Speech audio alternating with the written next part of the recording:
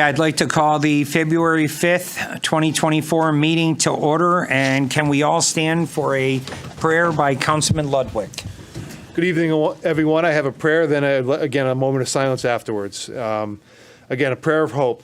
Dear Heavenly Father, please give us strength when we may be weak, love when we feel forsaken, courage when we are afraid, wisdom when we may feel foolish, comfort when we are alone, hope when we feel neglected, rejected, and peace when we may be in turmoil.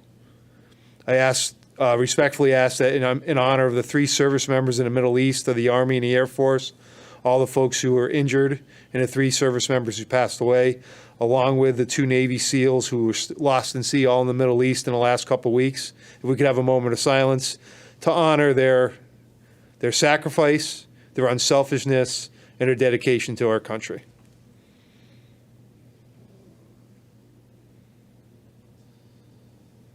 Amen.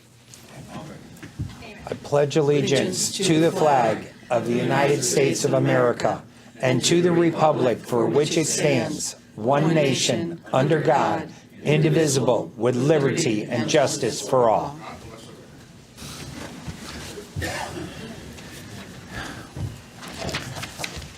Okay, fire evacuation. In the event of a fire and emergency, there's 2 means of exits from the council chamber.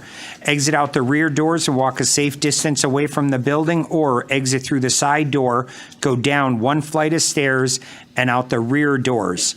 And again, a safe distance from the building. Thank you. Moving on, can I get a motion to approve the, oh, Jesus, I skipped right over that. Roll call, please. Councilor Ludwig. Here. Councilor Mangini. Here. Councilor Nasuda. Here. Mayor Nelson. Here. Deputy Mayor Pisner. Here. Councilor Santinella. Here. Councilor Ungary. Here. Councilor Sakala. Here. Councilor Crisati. Here. Councilor Finger. Here. And Councilor Hendrickson. Here. 11 members are present, none are absent. Beautiful. Okay, moving on. Minutes of preceding meetings. Can I get a motion to approve special meeting of January 22nd, 2024? So moved. Second. Motion's made and seconded. Are there any comments, corrections, or concerns? Seeing none. All in favor? Opposed? Abstentions? It's unanimous. And the regular meeting of January 22nd, 2024. So moved. Second. Motion's made and seconded. Any comments, corrections, or concerns? Councilman Ungary. I wanted to note that everyone that came and spoke at the meeting, there's a little excerpt in the minutes. However, one person came and spoke, and there was nothing. It just said he gave his views. And he spoke for 5 minutes, and it just says he gave his views. So, Councilor Ungary, which page is that? page 4 at the very top. Okay. We can go back and look at that. Okay, would you please? Yes. Okay, thank you. Okay, would you like to table the minutes? Yes, until that's corrected. Okay, there's a motion made to table the minutes of the regular meeting of January 26th. One more correction. Go ahead. Councilman Hendrickson. Sorry, thank you. I believe on page 11, the amendment on Francis Ave was made by myself, not Mike Ludwig. I believe. it You needs to take be credit for corrected. that one. Okay, the motion's on the table to table the minutes for the regular meeting of January 22nd. Is there a second? Second. Motion's made and seconded. All in favor of tabling the minutes? Opposed? Abstentions? All right, the minutes are tabled till next meeting. Moving on, special guests, we have none tonight, so we're moving right into public communications. Anyone who would like to come up and address the council shall be recognized by the chair and shall state their name and address for the record. They shall limit their remarks to 5 minutes. After each person who desires has had the chance to speak, those desiring to speak a second time will be permitted to do so and shall limit their remarks to 3 minutes. During public communications, item number 7 on the agenda, public members shall limit their remarks to 2 rounds, 8 minutes. During public communications, item number 14 on the agenda, if prior to 11 p.m., Each person shall limit their remarks to 3 minutes. Public communication shall be limited to 1 hour unless extended by a majority vote of the council. All remarks shall be addressed to the council as a whole and not to any individual member. All remarks addressed to the administration of the town shall be addressed to the town manager and not the individual employees. Public members shall observe proper decorum and good conduct and shall refrain from personalities and improper language. So, who would like to come up and speak?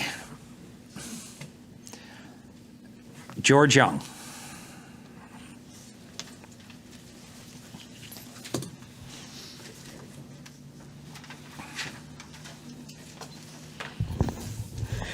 Good evening, Council. Well, it looks like tonight's going to be a short meeting, Name and so address here for we the go, record. and my name is George Young, 8 Holly Lane, Enfield. Thank you, George. It's probably going to be short, but probably not so sweet. I was going to have various items to cover tonight, but due to lack of information, that discussion is on hold. I had requested from the Finance Department the amounts that were used over the past 2 fiscal years to deliver the mill rates, or derive the mill rates. Our mill rate went from 27.89 to 30.56, or 9.6% in the mill rate alone. My first request was December 15, 2023. However, I understood that the department was busy because there was a new sheriff in town and a lot of work needed to be done for the next meeting. I asked again in January and also again prior to tonight. In addition, I also requested in December a copy of the annual audited financial statement for the year ended June 30th, 2023. I was told it was on extension. Recently, it was asked by a resident at a prior council meeting if the annual report was ready yet. They got no response.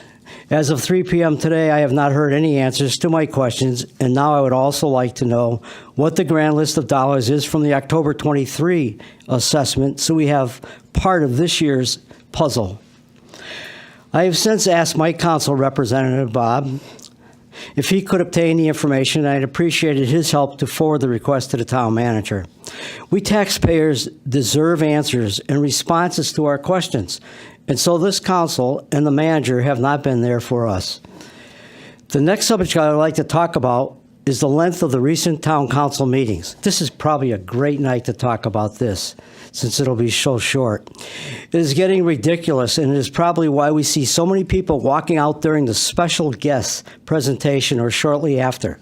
At the January 22nd, 2024 town council meeting, the policies and procedures for the Enfield Town Council was approved. Under the decorum and order section, items D and E, the time to speak was limited by the council. There is no question that the public communication speakers were limited to 5 minutes and 3 minutes because there is a timer ensuring that we do not go beyond it. Although it does say shall not exceed, it really means it will not exceed.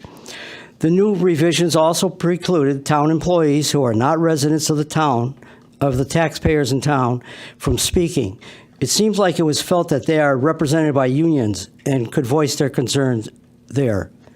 Are there any town employees who are not in a union? Is there a waiting period to join? As far as special guests time, the rules seem to be followed differently.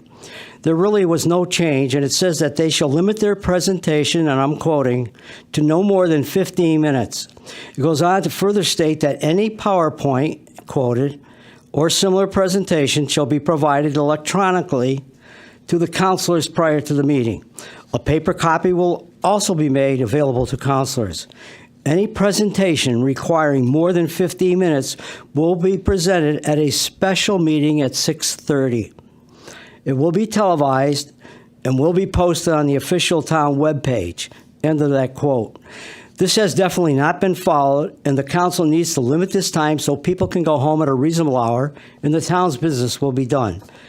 Lastly, in the budget process, there needs to be some consideration to lower the taxes on seniors. This is the most struggling taxpayer group.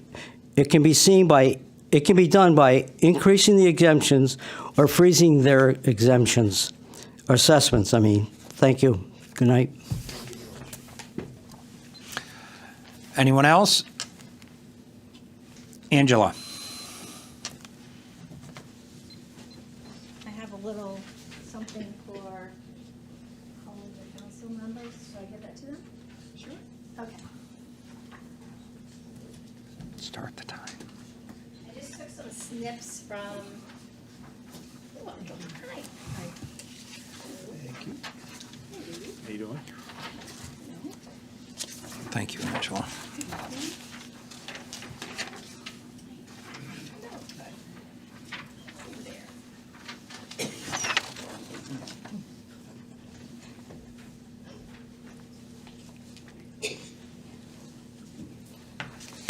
Can you hear me? Yes. Okay. Good evening. So I took some snips from the March 1st, 20. I'm sorry. Yes, Angela Voss, 16 Crescent Beach Drive. Again, thank you for all you do. I do appreciate you. You know that. So I took some snips from the 2021 roof referendum. And I know that some of you were talking about this last week. I was really sick, so I wasn't here. I'm sure you missed me. But I would really highly recommend if you could please take a minute or few to watch the March 1st, 2021 Town Council meeting where the roof referendum is actually given to us as residents, because I did back on March 1st watch it. And the first thing that they showed us was the condition of the roofs, the school roofs, and they're in poor condition.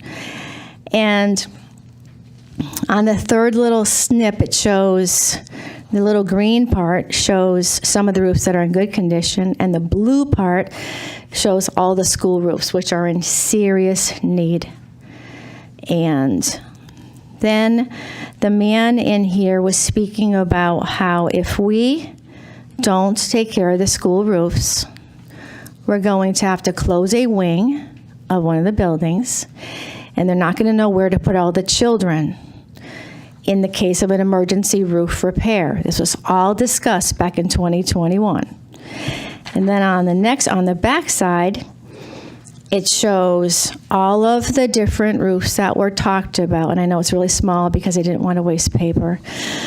But the number one roof that was planned to be taken care of, to be replaced in 2021, according to the referendum. And I got lots of people to come out, and I got lots of people to vote for this referendum because I know we needed a new school at Parkman. And I know I've talked to you about this for a while. And I did watch the last meeting where it sounds like the school roofs are being asked to be put on hold. And you guys are in charge of this. All of you are in charge of where that money goes. And the referendum, the first roof to be done was Parkman, the very first roof in 2022. And I got lots of people out voting on it. And it hasn't been done. We have leaks, and I've told you that. We have water pouring in. We do have this. And I'm counting on you all. I know that Mr. Nunes had a presentation last week, and Mr. Nunes says the roof is 25 years old, but that was as of 3 years ago. And so now it's 28, 29 years old. And if you look carefully at the referendum, you can see that the man who spoke explained very precisely that if a roof is 20 years old, when it's the kind of roof that Parkman has, it's going to fail. It's already failing. And I know that it's going to take a while to get the roof done. We need our roof done. And I know that there's lots of other ideas to spend money on, like, $1.3 million to demolish the Angela Lamagna Center in the Strand. We could have got a roof for that price. Or the $1.4 million that was supposed to go to the education budget that instead went into the general coffers. There's $1.4 million for our roof. And also the referendum money. So you have the money, it's just a matter of prioritizing it, and we need our roof. And we don't want to have a wing shut down and children trying to scramble to find a place to be because it's raining on them. And so that's that's my plea, that you think about us first. I really do ask you to consider the Parkman roof, and I do. Thank you for your time. Thank you, Angela. Anyone else? Mr. Janitis?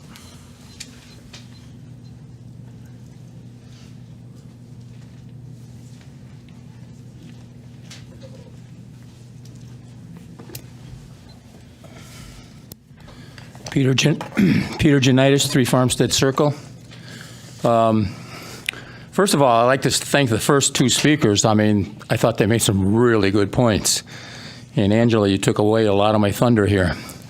I'd like to say hello to my Western librarian friends. I was asked to say that today when I was at the library. Okay, I'm here to speak primarily of the state of the town that we're in financially. We've got basketball courts. You had pickleball considerations for a while, playscapes, splash pads, band shell, problems at Brainerd Park, Powder Hollow monies, fields behind Enfield High, contractual increases with various bargaining groups throughout the town for all the town employees, et cetera, et cetera, et cetera. We got a lot of federal monies the past few years, ARPA monies. Town assessment for many people went through the roof. And when you look at towns like Summers and Suffield, Avon, Simsbury, Farmington, Glastonbury, West Hartford, and many of the other surrounding communities here, we're not them. We're Enfield. We cannot afford to pay for the services these towns provide for their citizens. We just can't do it financially. We're entering the budget season now, and costs are going to rise, necessitating very difficult decisions, both on your part and the Board of Education's part. But the one decision that can't continue to be ignored anymore is the condition of the town-owned buildings. And as Angela said, she pointed out the school roofs in particular. They need to be addressed, and they need to be addressed now, even if it means at the cost of some other pleasantries that we try to offer the people or the citizens of Enfield. We've got to get our financial things in order. I would say 2 years ago when the Republicans got voted out of office and you lost to the Democrats and they had a 7-4 majority, that said something. And now the whole thing's been reversed. You had a 7-4 majority, and now it's a 4-7 split on the town council now. And the Board of Ed flipped also. The elections weren't a big difference, but they were a difference. It said the people who were voting in town were looking for some change. I don't think they were looking for a large change because the elections were so close. But I do like and I appreciate the topics that the town council is addressing now, and I like the actions that you've taken. I just wish we could move a little faster on the Board of Education. That said, thanks a lot. Quick enough? Thank you, Peter. Anyone else? Walter.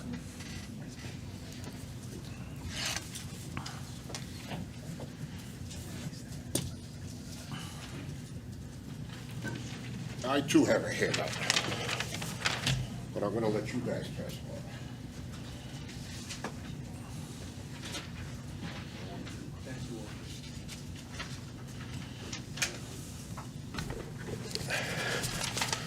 Walter J. Cruzel, 21 Charlie Road. I made a large one so you can see it. I spent a good hour or so at the town clerk's office back later, about 6 months ago, to verify all these numbers. But these are all verified numbers from the budget books from 1997 on. This was something my predecessor started. And all I had from him was the original file, but I wanted to confirm the numbers, so these numbers are all confirmed. And where the red line starts is where we would be if the town never took over if the Board of Ed still had in charge of the buildings. So, something to think about at budget time. But as you see, it's still going up. And I know it was mentioned like 2 meetings ago that the Board of Ed budget went down. Well, obviously it did not. And you can't, by law, you cannot reduce this. Every year you have to either keep the same or increase. You cannot lower it. So, and then another thing, and it's a little quieter today, thank God, but I know the press is watching, so hello. There was a famous guy on the radio that passed away a few years back, but he used to call the press the drive-by media.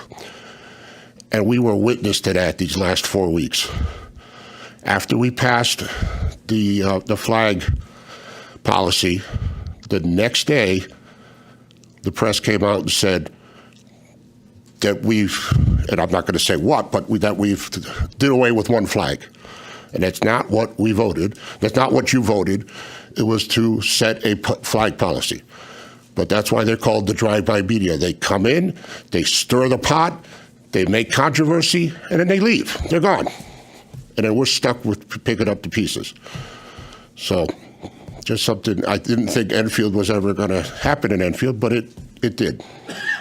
So remember, you guys are the drive-by media. You come in, make a mess, and then you leave. And we got to pick up the pieces. But the truth is, we set a flag policy. We didn't prohibit a flag from being hung. We set a flag policy. Thank you. Thank you, Walter. Jen.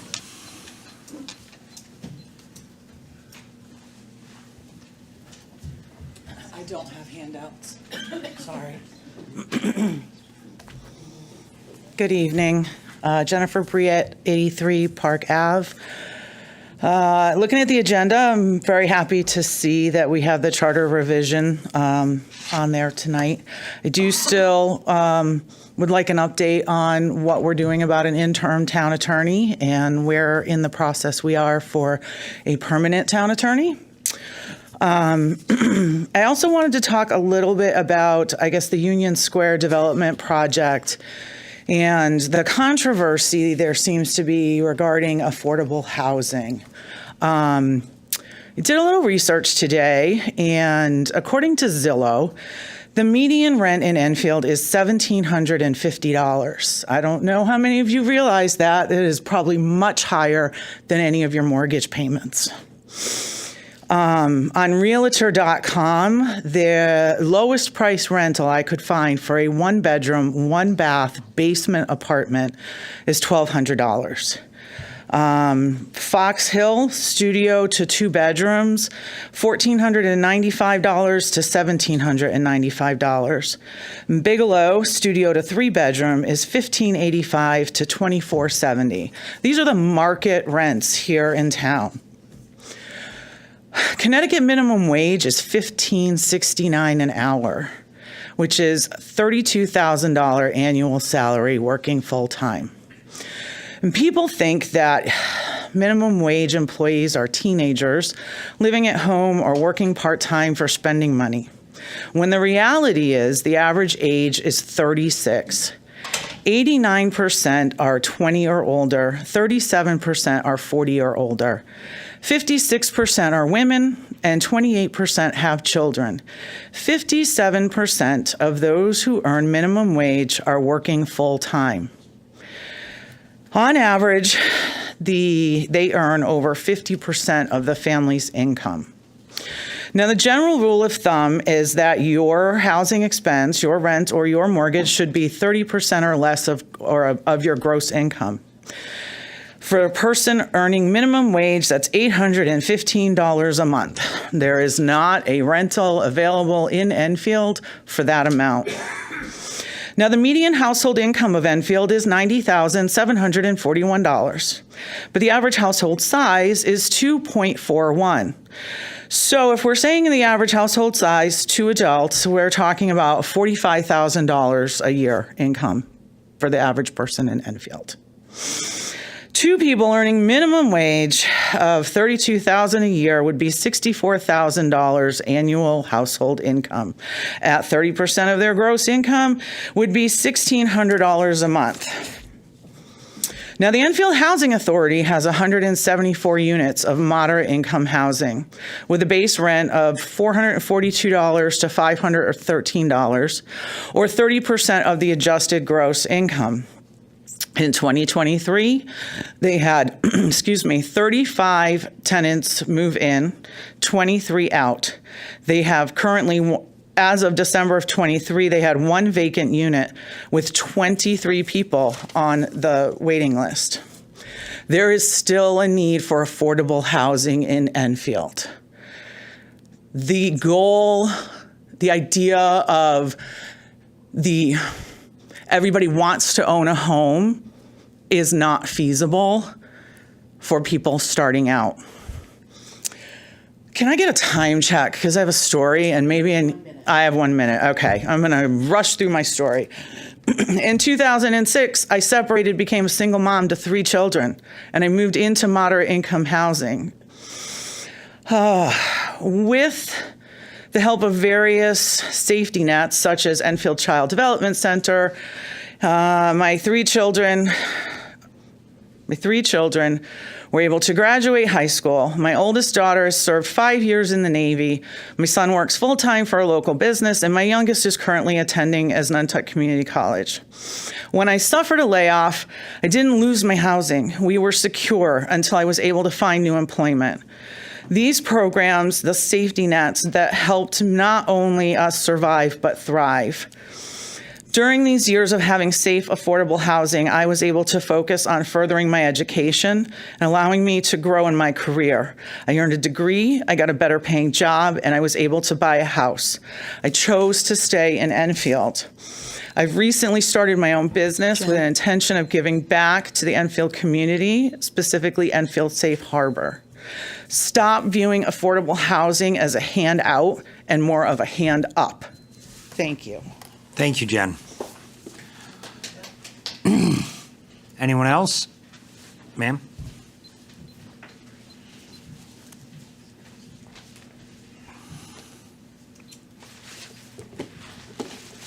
Hello. Hi. My name is Brenna De Silva Grimson. My address is 1256 Enfield Street.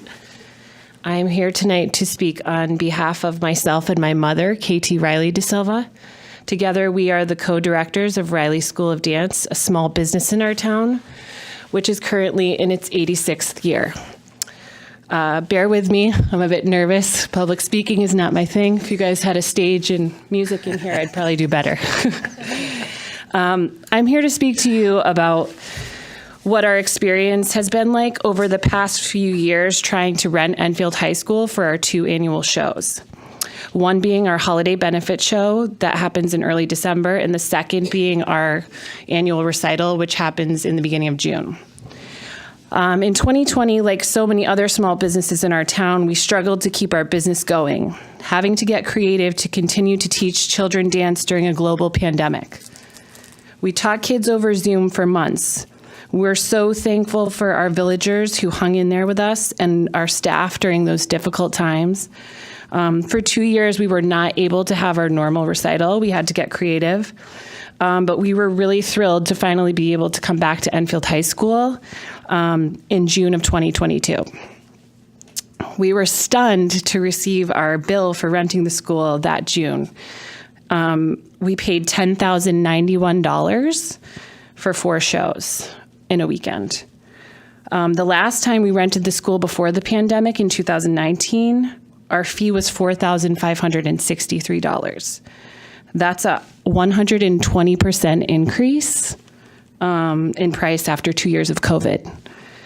How do you justify a 120% increase in price? We had to raise our ticket prices. The next year we went down from 4 shows to 3 shows in order to be at the school for less time to cut our costs.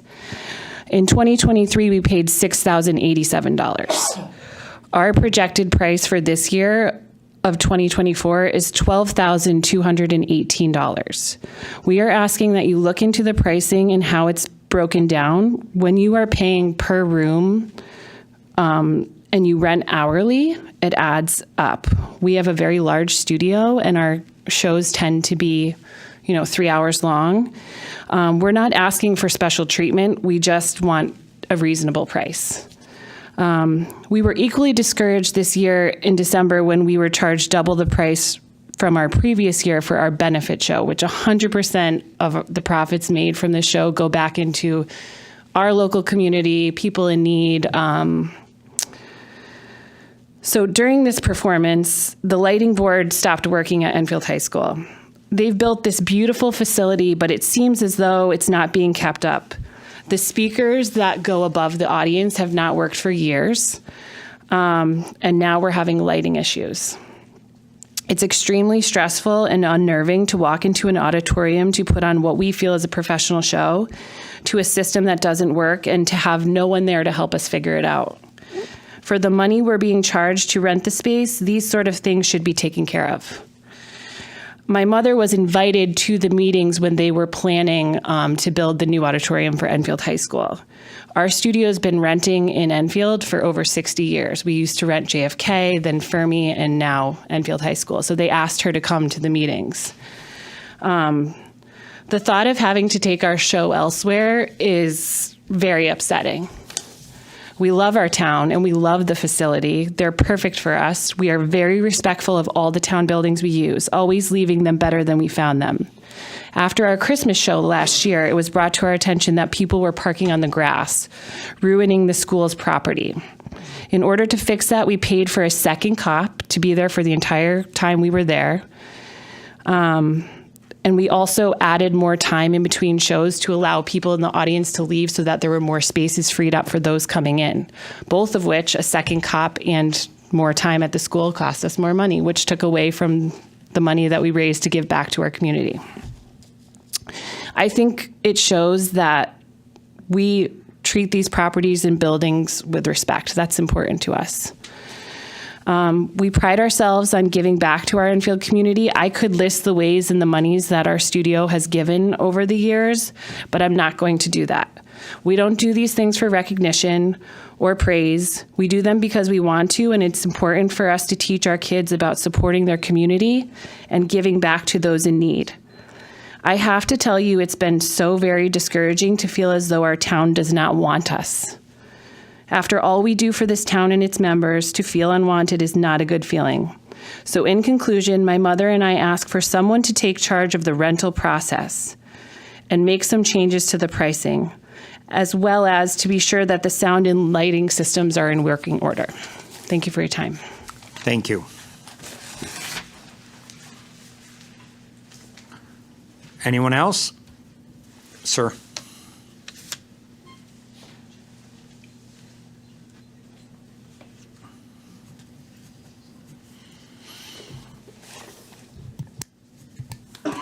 Good evening, Eric Druin, 221 Broadbrook Road. Coming back to see you guys after a couple of years. Last time I really got involved was when we were looking at the rail trail potential on the east side of town.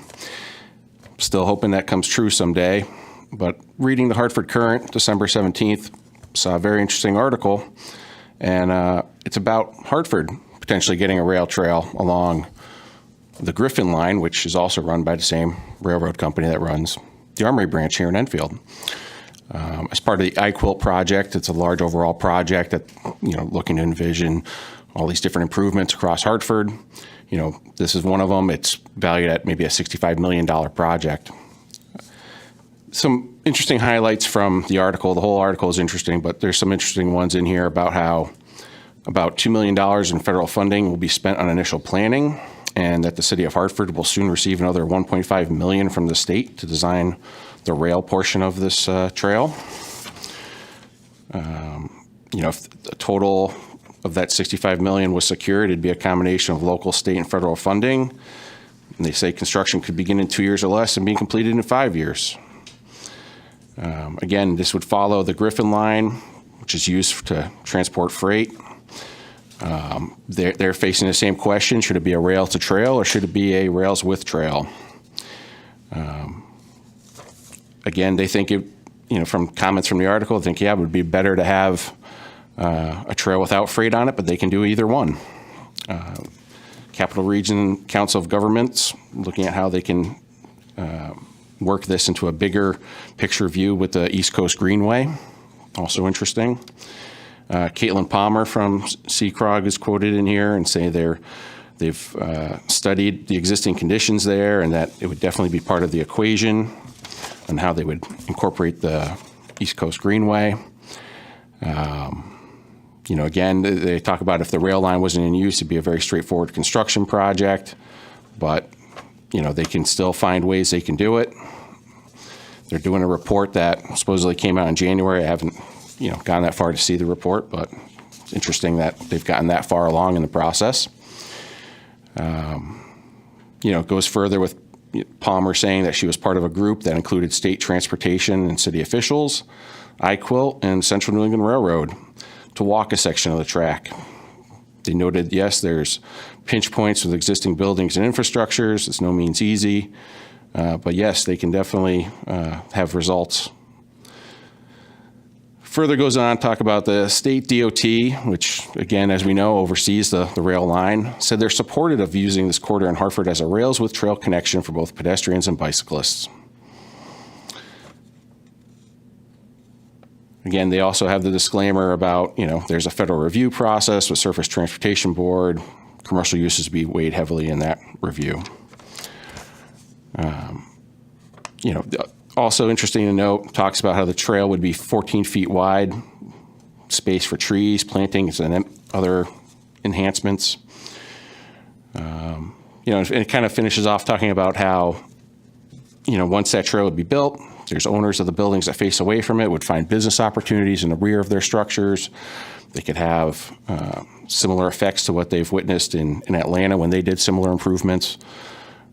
Cafes, housings, all sorts of nice features. So I guess the question really is, why is Hartford so far along with this when we've been asking for this for 25 years? Where, are our friends in state government helping push DOT to get us anything similar to this? Why do they have all this funding and we have nothing here in Enfield? It's very disappointing. So I'll leave you with that. Thank you. Thank you. Anyone else? Okay, seeing none. Moving on. What? Oh, would you like?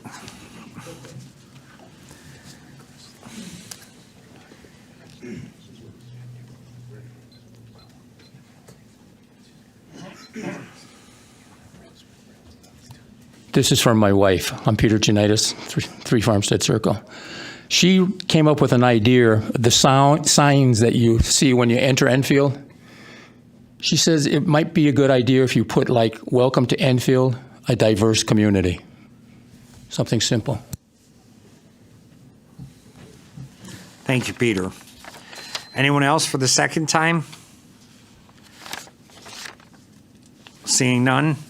Okay, moving on to Councilman Communications. Councilman Sakala? Thank you. Very quickly, just a couple of comments on the public communications. Jen, I would love there to be more affordable housing in Enfield as well. I believe the facilities use policy is going to be looked at yet again, I think in one of the subcommittees, through the mayor to the town manager. If we can check, I actually was at one of the December shows for the Riley's benefit where the lighting stopped working.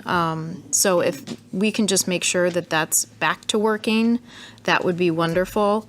But I do want to talk about the roofs for a minute. And Councilor Nasuda is the one that runs the Joint Facilities Committee, and he will be able to speak more about it. But when we talked about the referendum years back, or the rooferendum, Parkman was in the earlier years, meaning it was going to be 2022, 2021, something like that.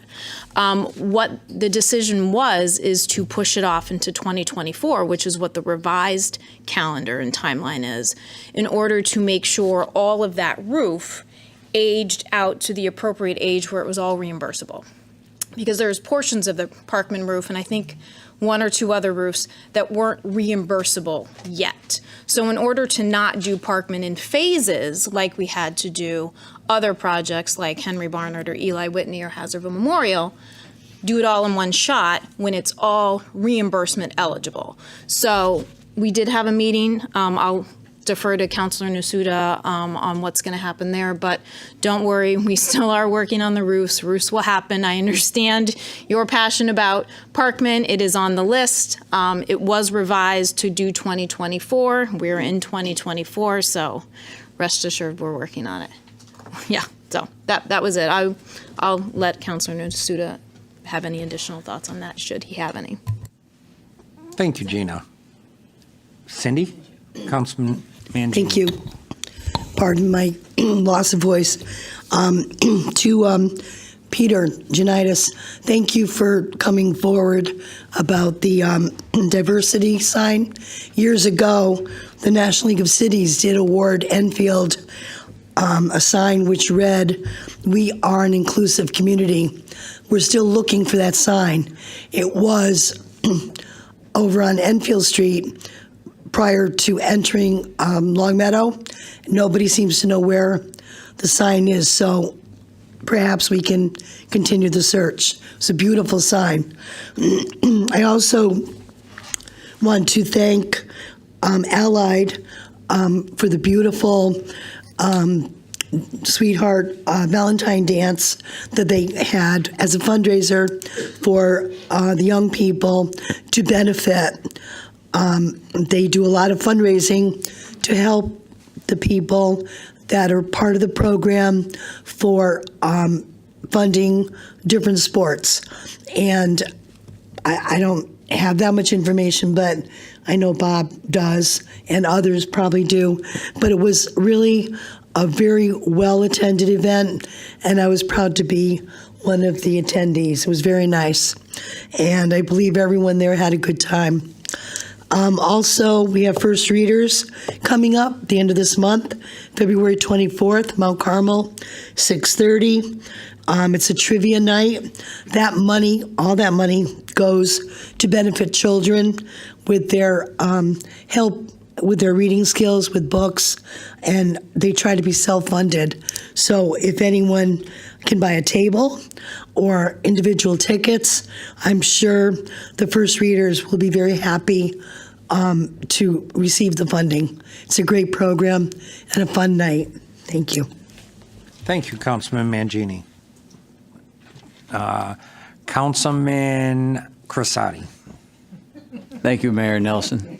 I know that you were almost came out, but okay. All right. Well, all right. Thank you.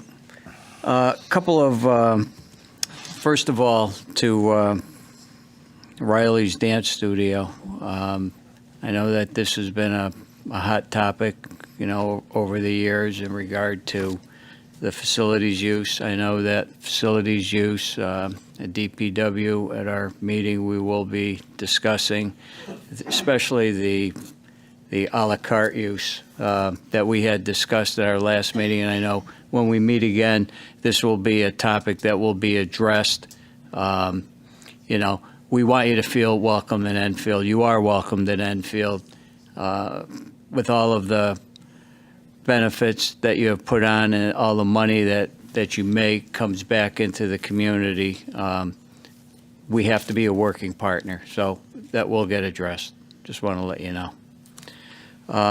Second of all, with our social services department, I know a couple of weeks ago I did mention this, but this week coming up, I will be meeting with, this is in regard to our social service department and their special program that they're going to be doing, the Brick Lego program. Amy Morales and Cindy Gigari will be doing an after-school program at Eli Whitney for children with autism. And I think it's going to be a fantastic program. I am going to be greeting the parents that are being involved in this program and give them a perspective from my perspective on the benefits of the after-school program and the kids interacting with typical peers. And I think it's going to be a great program. And also, this is sponsored by the Miracle League. And if you don't know what the Miracle League is, it's a program that's involved with Challenger Baseball. And the Miracle League not only does baseball, but they're also involved in these other active programs, and it's nice to see that the BRIC program here is coming to Enfield, considering Enfield is part of that Miracle League. So I just wanted to mention that. And in regard to, I'm not going to say too much about the Allied Special Olympics program. The annual gala that we had was a fantastic event. I just want to say special thanks to all of the sponsors who donated to the event and to the cause. And hopefully next year every year that this benefit is going to get bigger and better. And we're actually going to be looking for more corporate sponsorship moving forward so that these athletes can compete on the regional, state, and beyond events that are offered here. And being involved with this program for the past 25 years, something that's pretty special and pretty dear to our hearts, to get all of our athletes involved in these programs. And I think it's a great event, and that's all I want to say, but thank you. Thank you, Bob. Councilman Santinella. Thank you. I'd just like to comment that, we used to put a sign up to say that we're a diverse community, but 6 people decided to take it down a couple weeks ago. So I'm not sure another sign is going to do any different.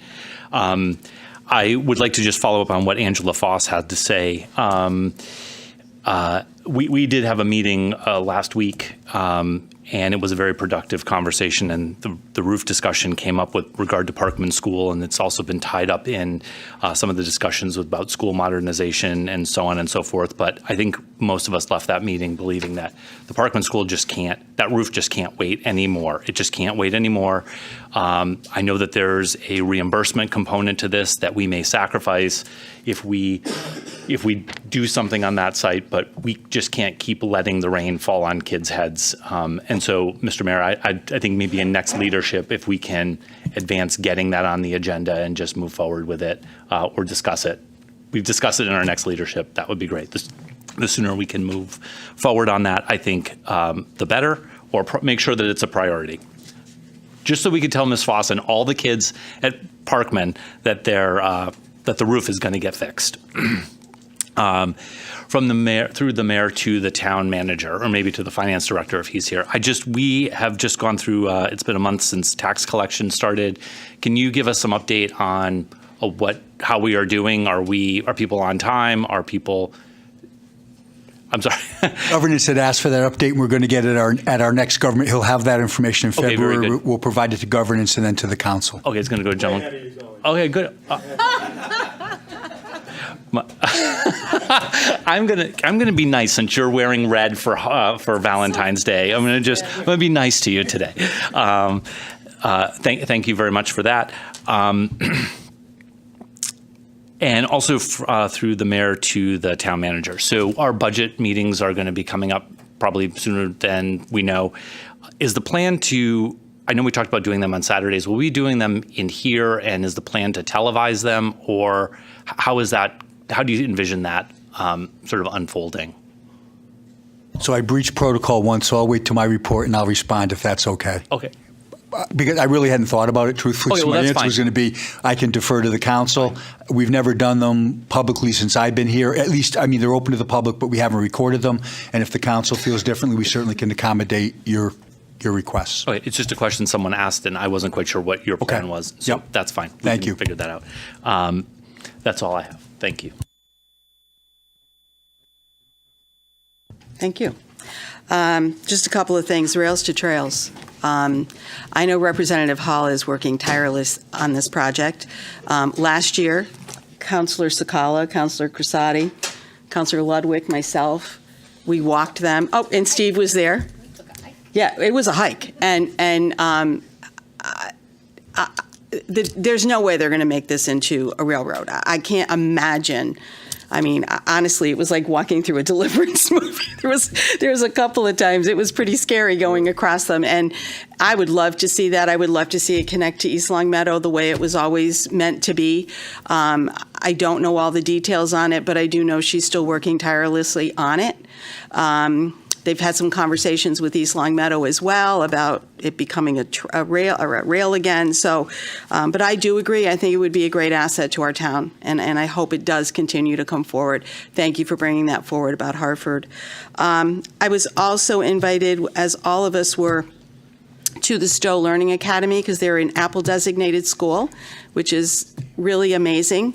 I actually have a grandson that goes to Stowe, but I went in and saw firsthand what these kids can do with an iPad, and now I know why my grandson's smarter on an iPad than I am, and he's just going to be 5. So kudos to them. They do a great job over there. It was the first time I've ever been through Stowe. It was just a wonderful program, and anybody who has children in there is very lucky to get them in.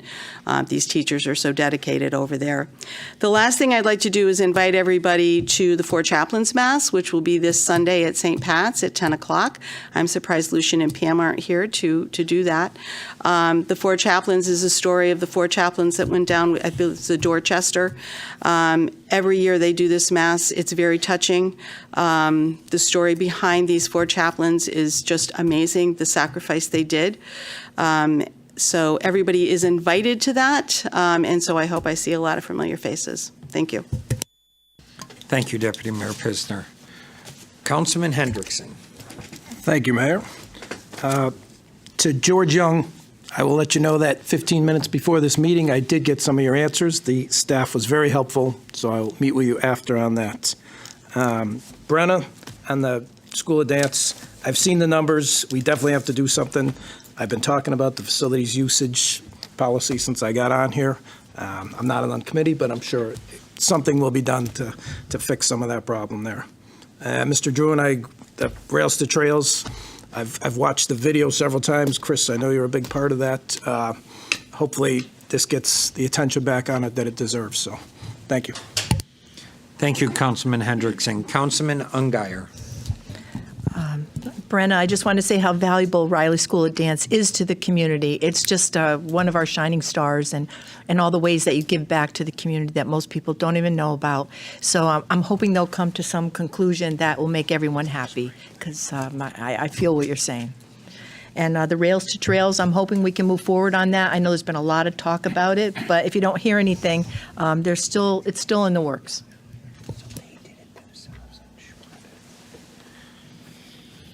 Councilman Nasuda. Thank you. First off, on the roof referendum, and also to Councilman Santinella, we are moving forward with Parkman School. That is this year, 2024. We have 3 schools that are being, or 3 roofs that are being done this year, and we have 3 left that are on the referendum, which will be addressed next year. Correct, Gina? I know it's at least Alcorn. Alcorn's this year. Yep, Alcorn 2024, Parkman 2024, and then I think the PD. Yep. And then the annexed architects. Yep. Architectural. Yep. So they are moving forward. We talked about it this past week, and it'll be addressed at our meeting Thursday night as well. And the other thing I'd like to say is I also attended the Allied Community Program event on Saturday night, and it was to support a great cause. It was a great event. It was well attended, and I just want to thank all who worked so hard on it to put that event together and raise money for such a good cause. Thank you. Thank you, Councilman Nasuda.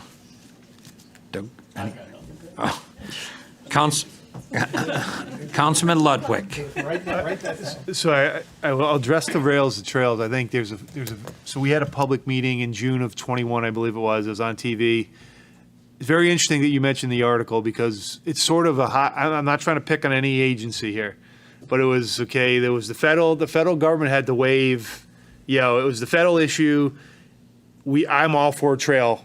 We don't need a rail. It's, for farmland, it's beautiful. It can connect to East Long Meadow. But it was sort of the hot potato. The DOT said it was a federal issue. The federal government said we had to sign off on it. But even if we did, they still could reject it. And I don't think, even though we did walk the trail, I think a couple of years ago, it's still sort of a hot potato, I think. we passed a resolution in favor of a rails to trail. That passed, I think, in June of, or it might have been July of 21.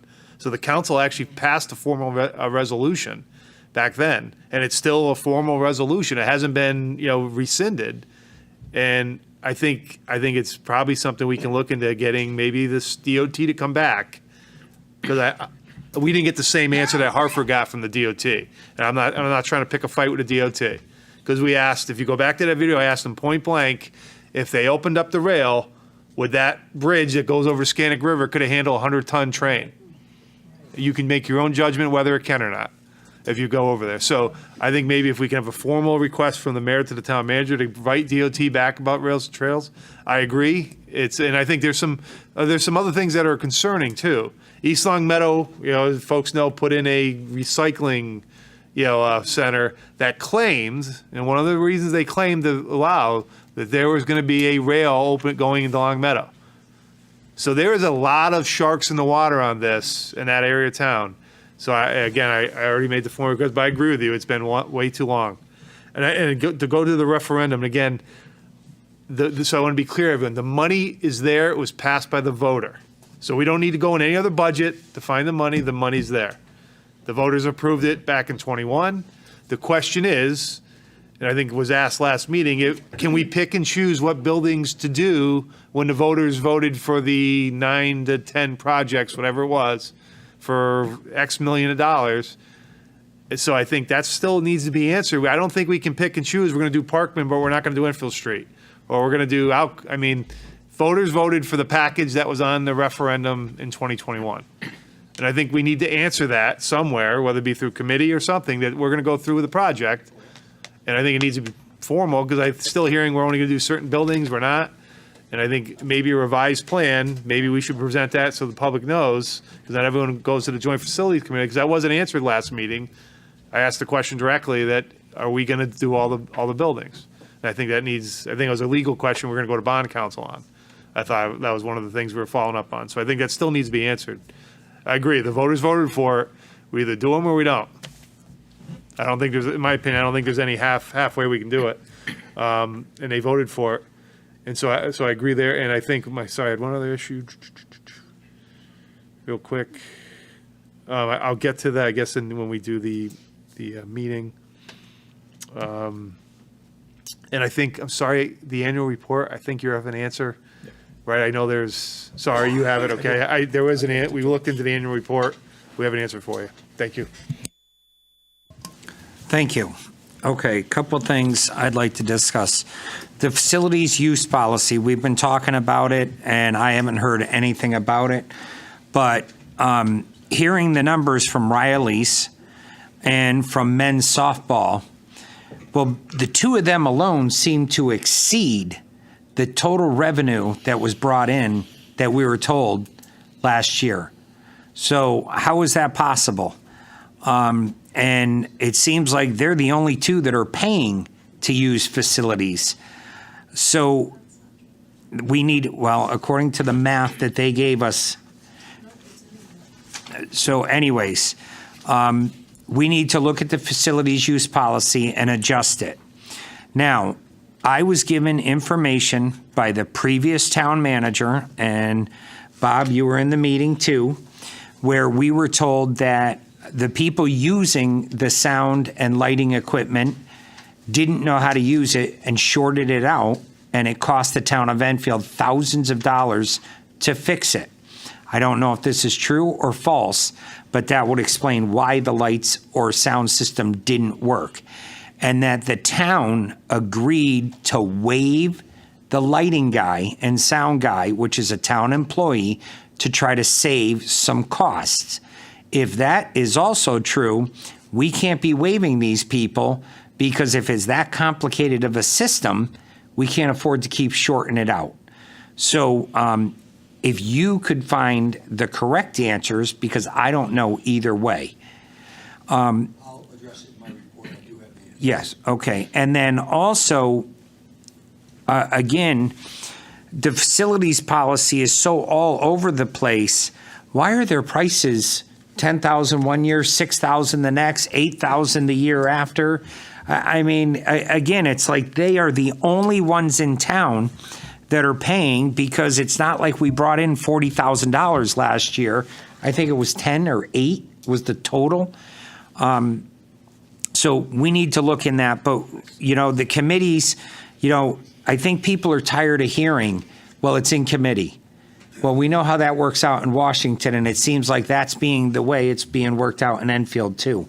Things are dragging on way too long, because the facilities policy was also an issue when you guys were in charge, and we were going to look at it to try to prevent things like this from happening, and it just never got resolved. And I think we need to make this a priority. Councilman Santinella, when did you say the diversity sign was taken down? It's been gone for a while. He said a sign was taken down, what, 2 weeks ago? Okay, can you tell me where that sign was that was taken down? Anyways, Cindy's sign, you're absolutely correct. I remember when I was on the council in 2005, but the sign I remember was in front of the old Jade Inn, down at the other end of Route 5. Maybe there were 2, and last time I was really looked, that sign was still up there, down by the Jade Inn. I don't know anything about Long Meadow, but you are correct. There were about, all-inclusive community. Yep. Rails to Trails, hot topic. I am 100% on board with it, and I have been working with Representative Hall on this, and she says that we need a letter of support from the town council in Enfield to give to the state reps so they can pursue this in Hartford. And that's why Hartford's ahead of us, because they have not received that letter of support. That's what I'm being told. So if that's all it takes for us to get this rolling, then let's do it. If not, let's find out what the holdup is. Because I know Councilman Ludwig, when he was mayor, it was a top priority for you. Passed the resolution. And it seemed to have fallen over the last 4 years. So if we can revive that, by all means, I'm 100% on board, because that would make a beautiful walking bridge, because that's all about it's good for.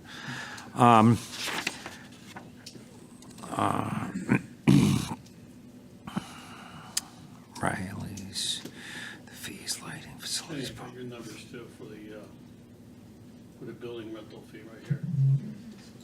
Okay. All right, so I'll waive my time now and go to Councilman. Thank you, Mayor. So in the building rental revenue of fiscal year 23, nonprofit, which is Enfield Lions Club, ERFC, so it's, et cetera, it was $10,761.91. This is building rental. For-profit, which is Rally's Dance, Shooting Star, and Nelson, says on here. It says Kenny Nelson, but no, it's really Nelson. Out of that $12,097. Riley's put in almost $8,000.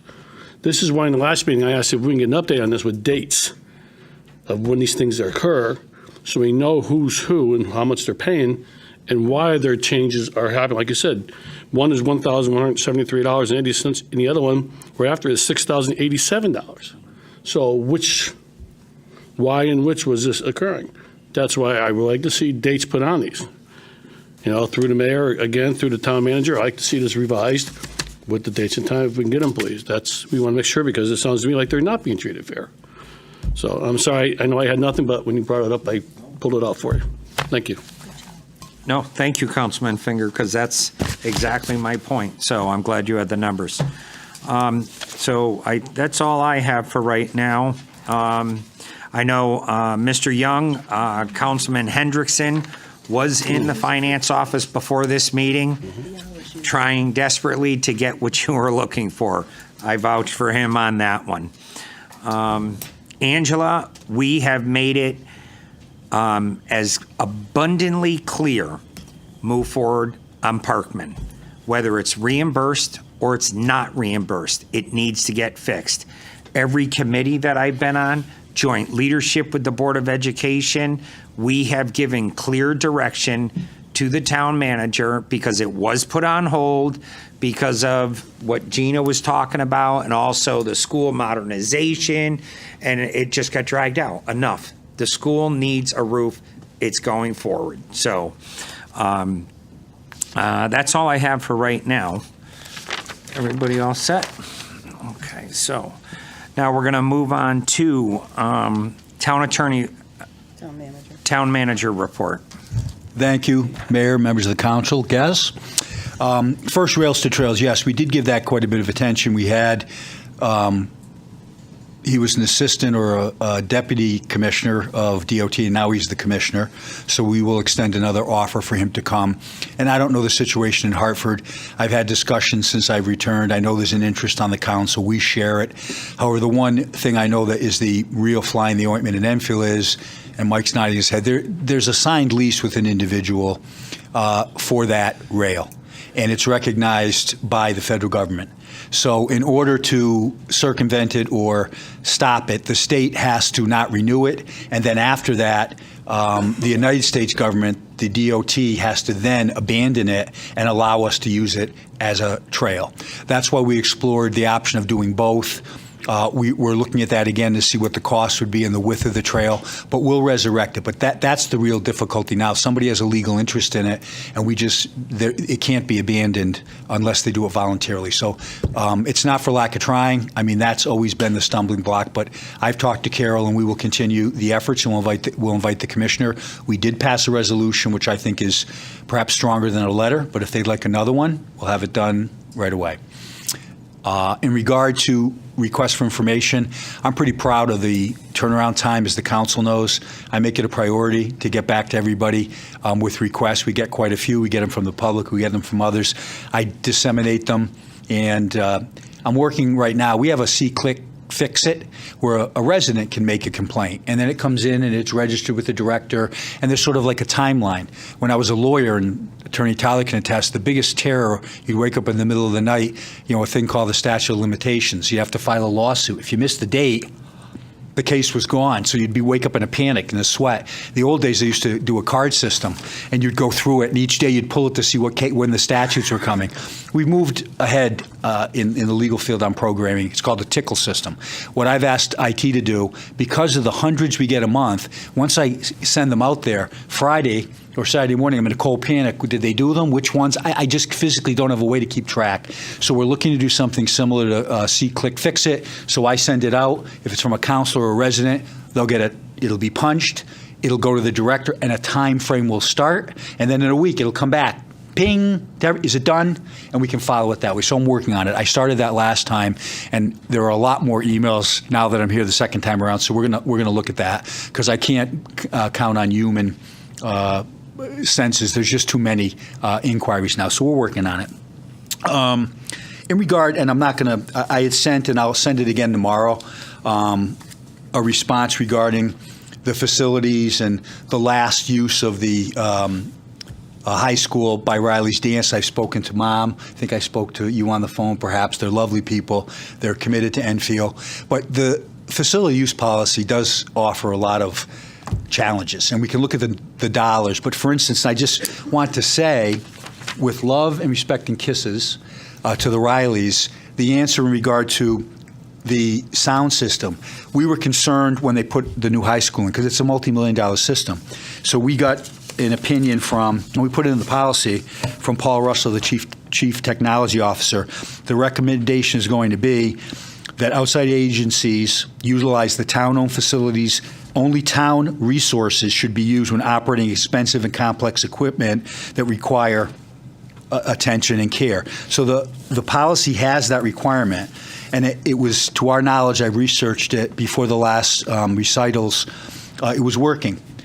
The prior administration waived the fee and requirement that they have a school employee there to run the system, and then there was the failure they spoke about, disrupted the entire proceedings, inconvenienced everybody. We sent out our top electrician to look at it. He checked it out. He came back. Everything was functioning normally. He said it was user error. So not only did we waive the fee, which inconvenienced them ultimately, we then spent $384 on the electrician to fix it. What I will have to tell you too, and I know the young lady alluded to the damage to the parking area. Well, I'm not going to put the pictures up. I've sent them to council. I'll send them to you. But the cost to the town just for building and grounds to replace this and to reseed and do it is going to be in the thousands of dollars in the spring. The damage was extensive. It wasn't one or two cars parking where it shouldn't have. So it is going to far outweigh whatever fee we brought in. So as you can see, there's a balance here. And I know the young lady shaking her head. Donald Nunes is texting me other things. I don't know. Steve Belinda in HR says there's my story, your story, and then the truth. So it's somewhere in the middle. So I just bring this to you by way of example that we have to look at the policy and the amounts, the dollars, but we also have to have a cohesive policy to say, the town, whether you make money from it, we certainly shouldn't lose money when we do it. And I think the town, all of you counselors, from your remarks tonight and from my interchange, we respect and revere the Riley family. And this isn't personal to them. There are other examples, but it just points up the fact we have to have a consistent policy. If we have a policy that we require, and we waive the custodial as well, we have to be consistent. There should be no more waivers for anyone.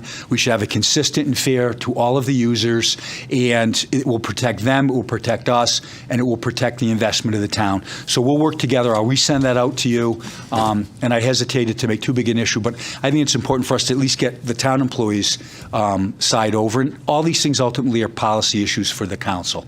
So I have no further report other than that. Thank you. Thank you. Town attorney's report. Oh, excuse me. Steve had a couple requests under my report to make an assistant manager, so I apologize. I'm not a potted plant. No. So one quickly, since 2001, this is only the second time that the town has signed the grand list on time. And I hold every one of you responsible for who voted favorably to hire a second assistant assessor. Because of that, we are now able to get the grand list done. So because of that, if residents plan on filing with the Board of Assessment Appeals, the application must be physically received or postmarked by February 20th, 2024. And appeal dates will be set sometime in March, I imagine. So it's a big milestone to get this done. We're going to put that on our Facebook. We don't want anybody to be prejudiced because we did our job on time, much to probably Mr. Young's shock and dismay, maybe joy. And so we'll get that out there and we'll put it out and we'll say it again because we don't want anybody to be prejudiced because we were on time this time. Thank you. All set, Steve? Yep, thank you. You're not a potted plant. I have a question on what Steve just discussed. I've gotten several phone calls from residents that hear the rumor on the street is letters are about to go out to all the farmers again, doing this 490, removing them all from the 490 program, and we're going to start this crap storm all over again. And I want to know if there's some truth to this because I find it kind of convenient that the time to apply for the other program they could have been eligible just expired. So, he waits until they can't qualify for the other program to throw them out of the current program they're in. So if we can look into this immediately and find out what's going on, because I don't want this to start again. So he had plenty of time to mail those letters out to give people adequate time to apply for the open space that we put in, but he waited until that timeline expired. So that's totally unacceptable, and that is not friendly business in the town of Enfield. And God, I hope I'm wrong, but too many residents have called me on this. So if we can look into this, please. I will. Thank you. Thank you.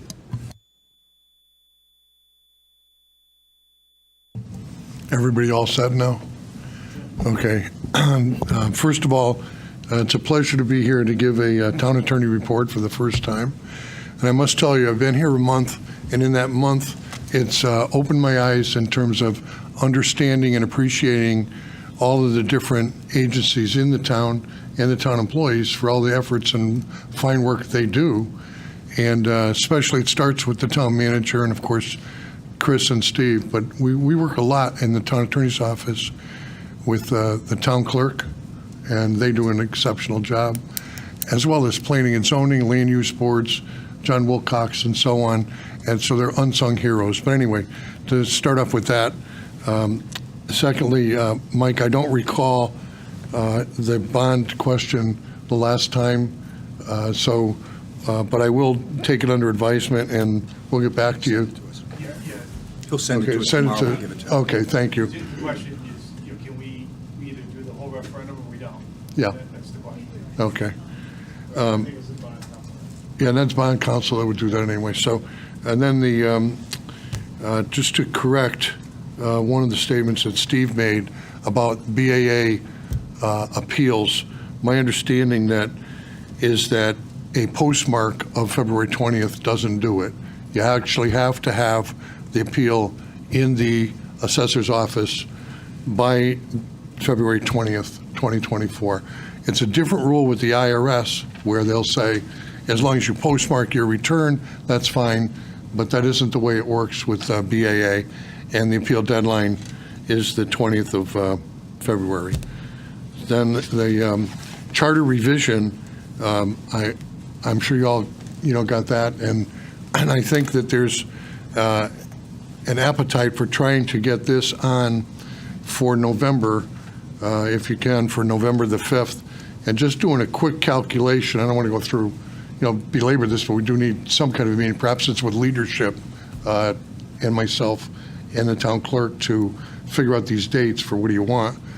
But if you were to do everything timely and you started on February 20th, the next meeting, where you initiated the charter revision proposal, just by a majority vote here, then within 30 days, you have to appoint your commission members. So you got to figure out, you're going to have 5, you're going to have 15, whatever you're going to have. But anyway, once you start from that and start adding up dates, you have, there's 258 days between February 20th and the date of the general election on November the 5th. So you have, from the 20th of February on, about 210 days that are taken up with hearings and required dates within which to do your work, plus a little bit more. So there's not much wiggle room in there.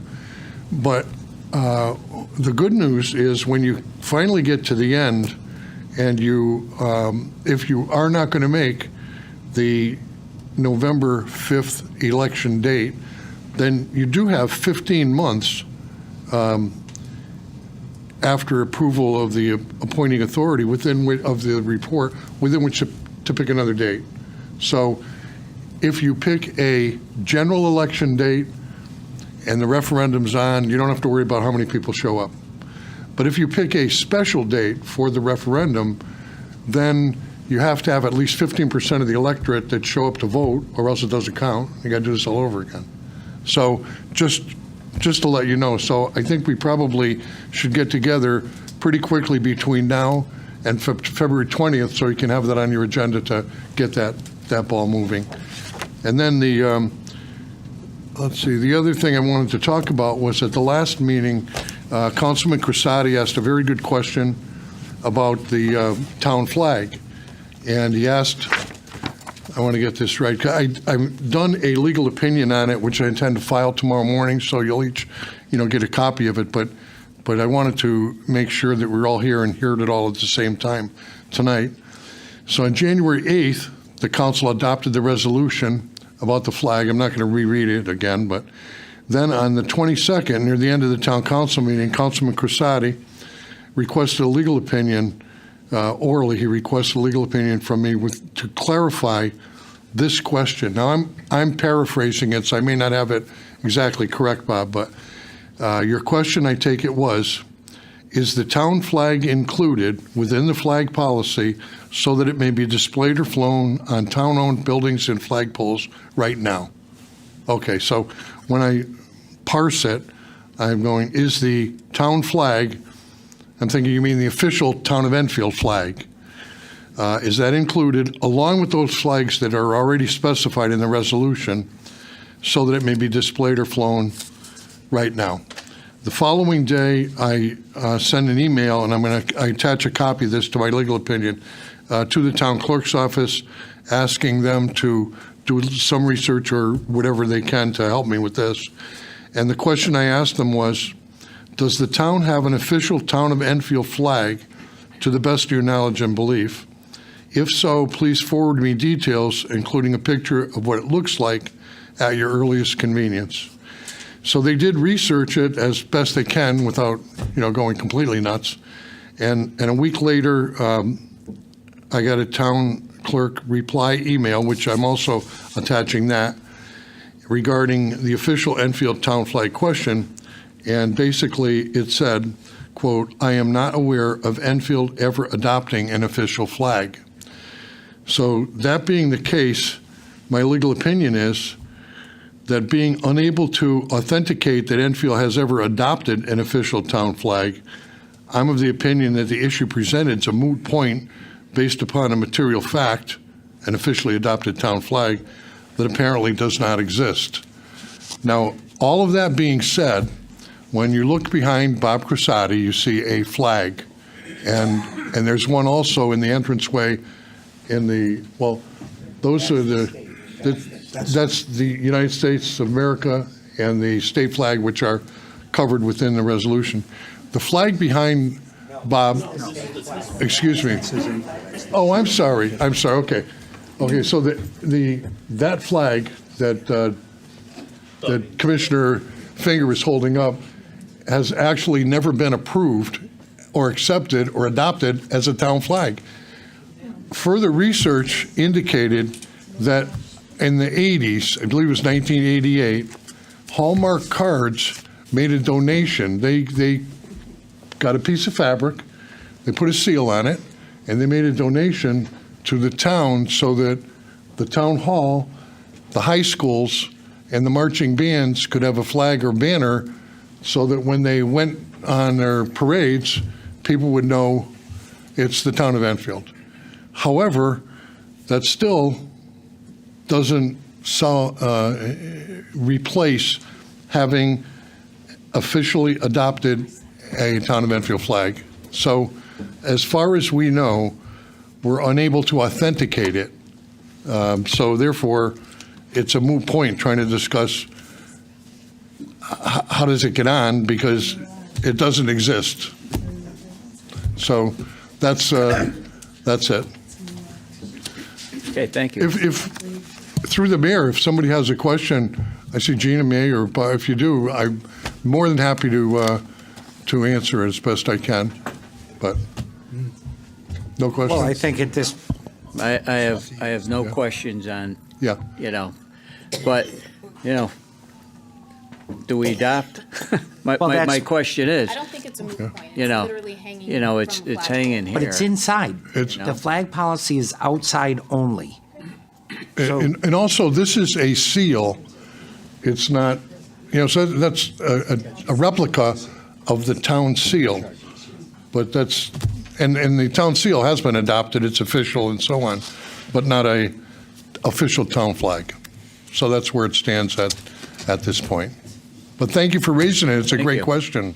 Okay, thank you. If you guys want to add it to one of the committees to discuss adopting a town flag, we could do that. But as of right now, nobody's ever done it. So it's up to you guys. All right, all set? Okay, thank you. I have Tom. nothing further. Thank you. Thank you, Tom. Okay, moving on to reports of special committees. Councilman Ludwig. So just to be clear, I know a lot's been talked about DPW. We do have a meeting February 13th. I believe it's at 5:30. We'll be downstairs, and you're welcome. The public's welcome to be there, just to let you know. And so one of the items will be, the facility use is it's a pretty big issue. We're relooking through the whole policy. We actually, at some point, we hope that plan, we're working it through the committee to have a public, this for the field, there's the fields and the facilities, so there's two separate issues. We've been hearing some of the field issues, so we're hoping to address that by the end of the month. And so I think this will allow you to give us your timing on when your shows are. And, but this will be a complete rebuild of the policy. And I think we're going to do it as quick as we can, but that'll have to be a council decision. So that's why, knowing your timing, it'll have to come back to the council, and we'll try to move it along. If we have to have another meeting, that's fine. Because there's a number, your issue is important. We have the issues with the fields as well, which is the same issue. So again, the town manager's point, it was a well-meaning policy, but now we got to relook at it. So that again, it's February 13th, 5:30 downstairs. You're welcome to be there. And real quick, and for general governance, I know we don't have a meeting till April, but we were thinking, because we want to talk about the farm tax issue, giving farmers a tax break. Does February 23rd work, Councilor Sakala and Councilor Henriksen? To do some research so we can bring it to the council to vote on a tax break for farmers. It's good with me.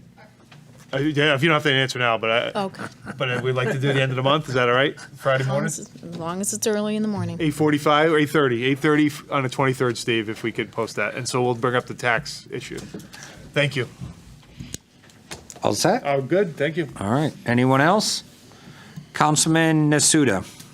Yeah, I just want to say that on the Joint Facilities Committee, since I've been on it, I don't think I've ever heard the discussion that we weren't going to do any roofs. I just want to make that clear. We're doing all the roofs. So that's it. Thank you. Okay, seeing no one else. Moving on to unfinished business. We are leaving that tabled for tonight, and so now we're on a new business. 13A, the consent agenda, request for transfer of funds for the town hall improvements. Any questions on consent? Okay. Roll call? All in favor of the consent agenda? Opposed? Abstentions? It's unanimous. Appointments, town council appointed. The first one would be the Prison Liaison Committee. The term of office of Nelson Rodriguez expires on 2/29/24. Reappointment will be until 2/28/26. So moved. Second. Motion's made and seconded. Are there any other nominations? Motion's made and seconded to close nominations. All in favor of closing nominations?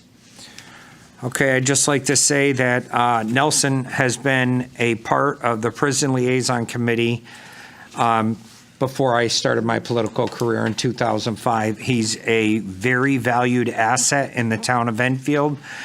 And there was some rumblings that he was done and going to retire out. And I am so happy to see that he put his name back in. And I just want to say welcome back, Nelson, and thank you very much. This is the perfect example of a volunteer behind the scenes who has donated many, many years to our community. So, all in favor? Opposed?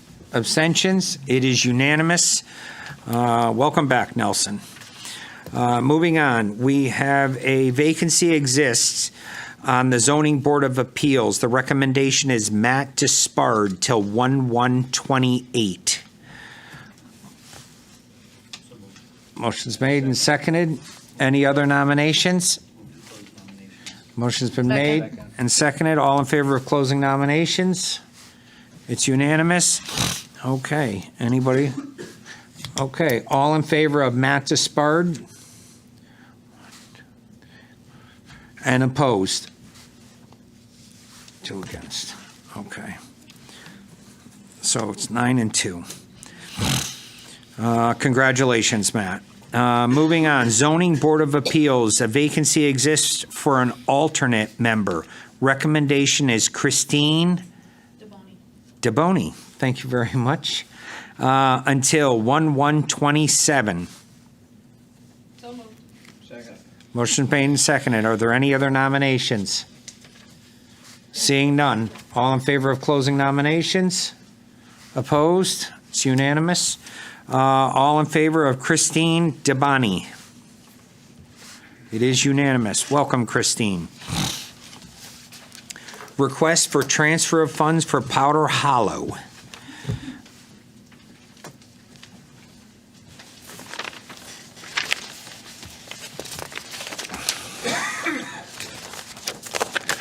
Okay, the recommendation is that the Enfield Town Council approve the following resolution. Certified by John Wilcox, I hereby certify the above stated funds are available as of February 2nd, 2024 by John Wilcox. Be it resolved that in accordance with Chapter 6, Section 8F of the Town Charter, the following transfer is hereby made from COVID-19 Fund, Higgins Park Restroom Construction Services of $200,000 to COVID-19 Fund, Powder Hollow Baseball Field Construction, $200,000. Date prepared 2/2/24, prepared by Town Manager's Office.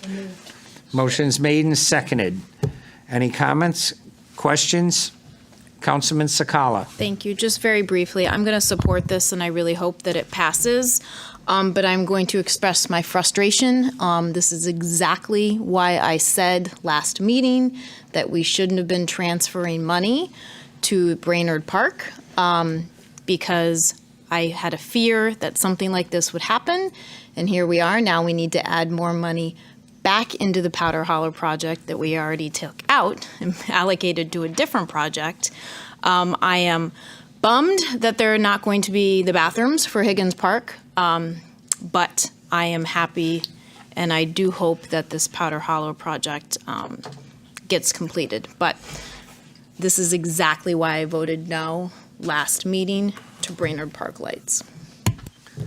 Councilman Santinella. Yep. So I just want to comment on the bathrooms at Higgins Park, because I was originally disappointed, as you know.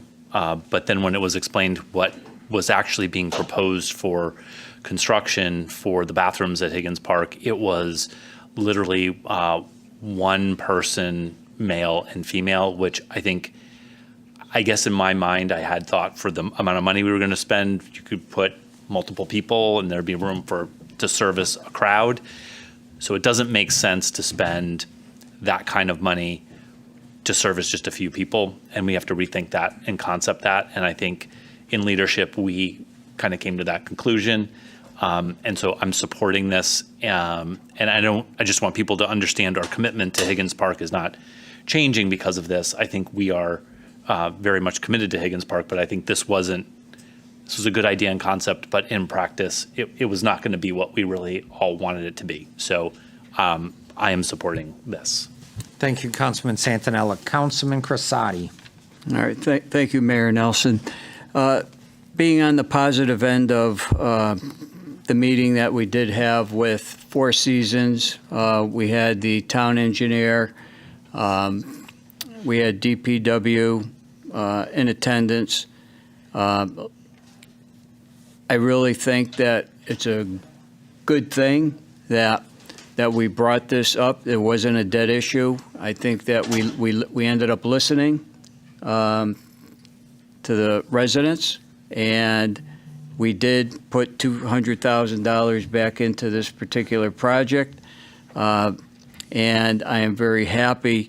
You know, we sat in this meeting and we looked at the facility, you know, everything that we had approved from before with the lights, the fence and everything, but we were really concerned about the inside, the fence inside, and that the contractor was still willing to do the job, but in order to do the job, he had to be guaranteed that certain upgrades within the field had to get done.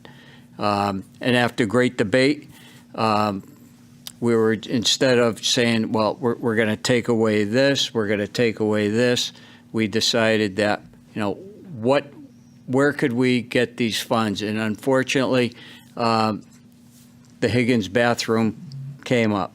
But after good conversation that we did have, we worked together. Both sides worked together to be able to get this project off the ground.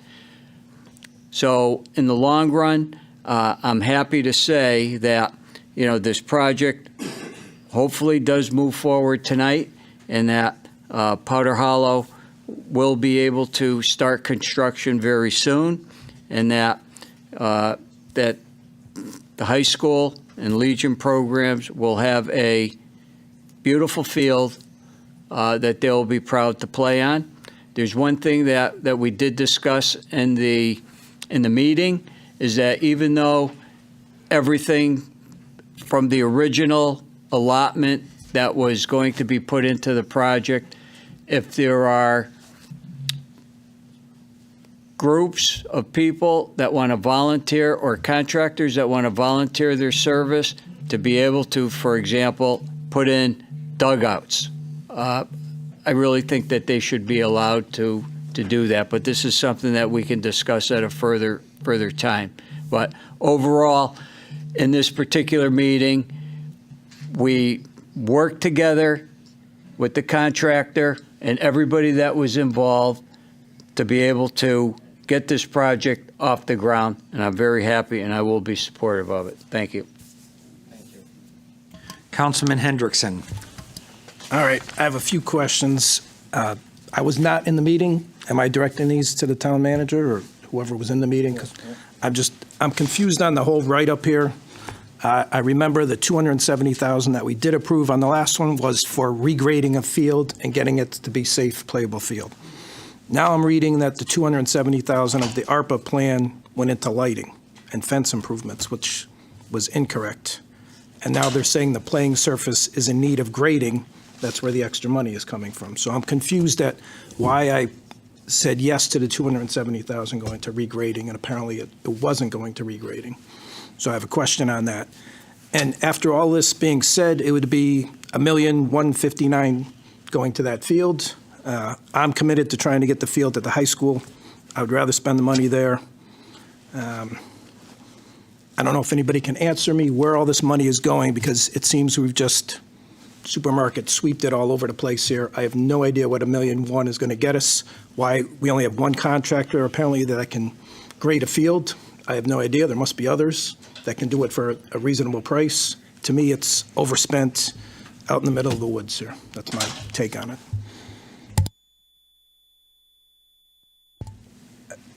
I know, Bob, you had your hand up. I don't know. I wasn't in the meeting, so I'm not sure what the layout is on this. And Donald is not here.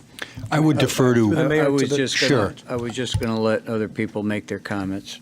And then perhaps Bob and Ken could address that, because they're so familiar with it, and I know we needed a lot of things were taken out, Bob, but they can better address what the final product is for your consideration. Mayor, Town Manager, we also ask, why don't we just go back out to bid for the project, for the smaller piece, which again, that's what I was under the same impression. The 270 was to make the field playable, as we were investing in the high school to fix the presentation. And now we need another 200,000 to make it playable. Again, I'm not against doing this, but my goodness, every single day there's layoffs being announced. I mean, and I don't know. If we weren't going to do the bathrooms, this money should go back. Yeah, I know it's COVID money, but I don't know. I don't know why we wouldn't try to get a bid. I appreciate, I'm not trying to go against the current landscaper or whatever company, but someone must would have wanted, if we were told correctly, the 270 was for the regrading. There's got to be some contractor who would do work for almost $300,000. I mean, so I'm just, again, I know you don't have the answer, so, but. No, I understand the question. Again, it's a policy decision of the council. I think it's a time issue, and that's probably the most pressing to delay it further. Anyone else? Councilman Pisner. So I have to be with Councilor Hendrickson and Councilor Ludwig on this, because I have written on my notes from that meeting, safe playable field, $270,000, because that's what I asked over and over and over again. Will this be a safe playable field? The answer was yes. I said yes. Now we need $200,000 more. I can't support it. I can't. Not that I was crazy about bathrooms, but I just can't do this either. Okay, so Councilman Crissati and myself sat with the owner of Four Seasons Landscaping. He went through the whole original proposal, and the problem is the bid was for the whole project. Now we scaled back the project minus the lights, because the lights were separate. And he does not feel we're going to get the field that we expect for that amount of money. At that point, he said, I'm not interested because I know what it's going to take to make this field right. And I'm not going to do a job halfway and then have it fall on his reputation. We were in that meeting for an hour plus, throwing ideas around. Councilman Crissati came up with things that could be changed or removed from the project. And we got down to $255,000 within do or don't do the project. After coming up with not doing the infield or skipping the outfield fence or X, Y, and Z, it was deemed that the project just would not work if they didn't have the $200,000. I made the recommendation, so we're not spending one more cent out of recreation funds using the money, ARPA funds, from the bathrooms. Bob agreed, but that's $200,000. At that point, Four Seasons Landscaping stepped up and dropped $55,000 off the project. Yes, we can go out to bid, absolutely, but that will take Donald Nunes creating a new bid because it's a totally different scope of work that's being done now because all the money wasn't there for the whole project. So that's going to take him roughly a month and a half to put together. Then it has to go out to bid. Then it has to get awarded. The field will not be playable this year. And I know that we all wanted the field playable this year. So I think it was a very, very good compromise. Bob is correct. We worked together, and I would like to commend the landscaper, Four Seasons, for stepping up and trying to be a team player with the town of Enfield. He does have other jobs in the town, and I think that was part of the reason he was willing to be flexible. He came in with his son, who is his project manager now, and I look forward to working with contractors like that want to work with the town and be a good partner. And for that reason, I will be supporting this tonight because I do want to see Powder Hollow as a safe field. I absolutely want to see the high school kids back at the high school. If this does not pass tonight, then I have a feeling the whole project is going to the high school. Also, Brainerd Park, people are getting electrocuted by the lights. That's a no-brainer to fix the lights at Brainerd Park. To say that we could just keep skipping that until finally somebody gets killed from being electrocuted is absurd. So I still support moving the money to Brainerd Park, and I absolutely support the money to fixing Enfield High School. But under Bob and me sitting down, we came up with a way to keep Powder Hollow alive, hopefully, by finding $200,000. That is, we still need porta potties out there because it was 2 toilets for $200,000. Okay, maybe in the future we can address that, but I'm not willing to spend $200,000 for 2 toilets. So I will be supporting this tonight. Thank you. Okay, any questions? Seeing none, roll call, please. Counselor Ludwig. Against. Counselor Mangini. For. Counselor Nasuda. Against. Mayor Nelson. For. Deputy Mayor Pisner. Against. Counselor Santinella. For. Counselor Ungary. Against. Counselor Sakala. For. Counselor Crissati. For. Counselor Finger. For. And Counselor Hendrickson. Against. That's 6 in favor and 5 against. Passes. Okay, thank you. Thank you.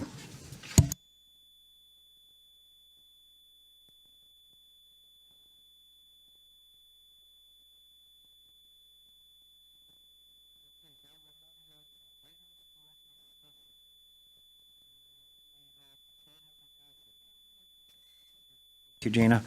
We're moving on to items for discussion. A, charter revision. The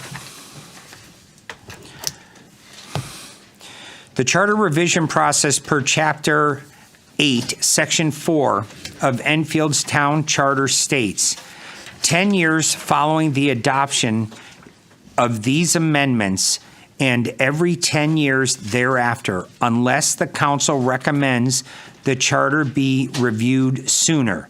The council shall appoint a commission whose duty it shall be to review the existing charter and make such recommendations as it may see fit for revision. This charter may be amended in the manner prescribed by law. The existing town charter was approved by referendum on November 4th, 2014, making this year, 2024, the 10th year since this approval. The town council is considered the appointing authority as per Chapter 99, Section 7-187 of the Connecticut General Statute as having the authority to appoint a charter revision commission.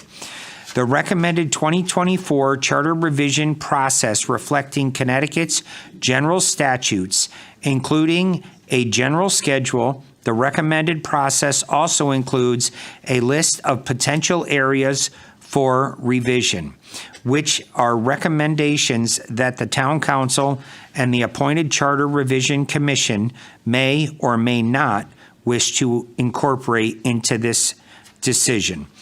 The town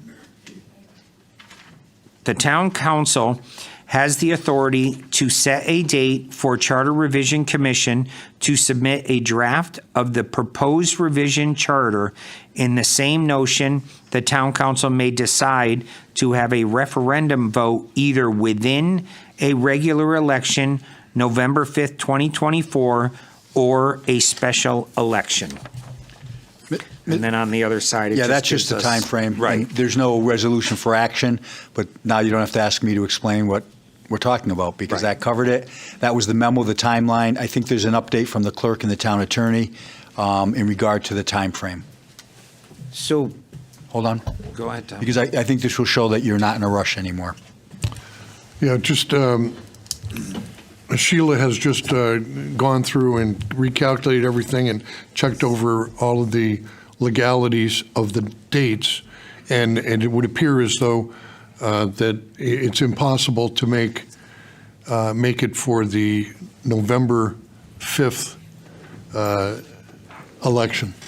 You still have to go through the process anyway, and you're going to pick a date, but it would appear to be just impossible under the statutory requirements of the hearings, the dates in between, and so on, to make that date for November, for the presidential election day of November 5th of this year. I might just add that that was a laudable goal. It was never communicated that that was your desire to have it.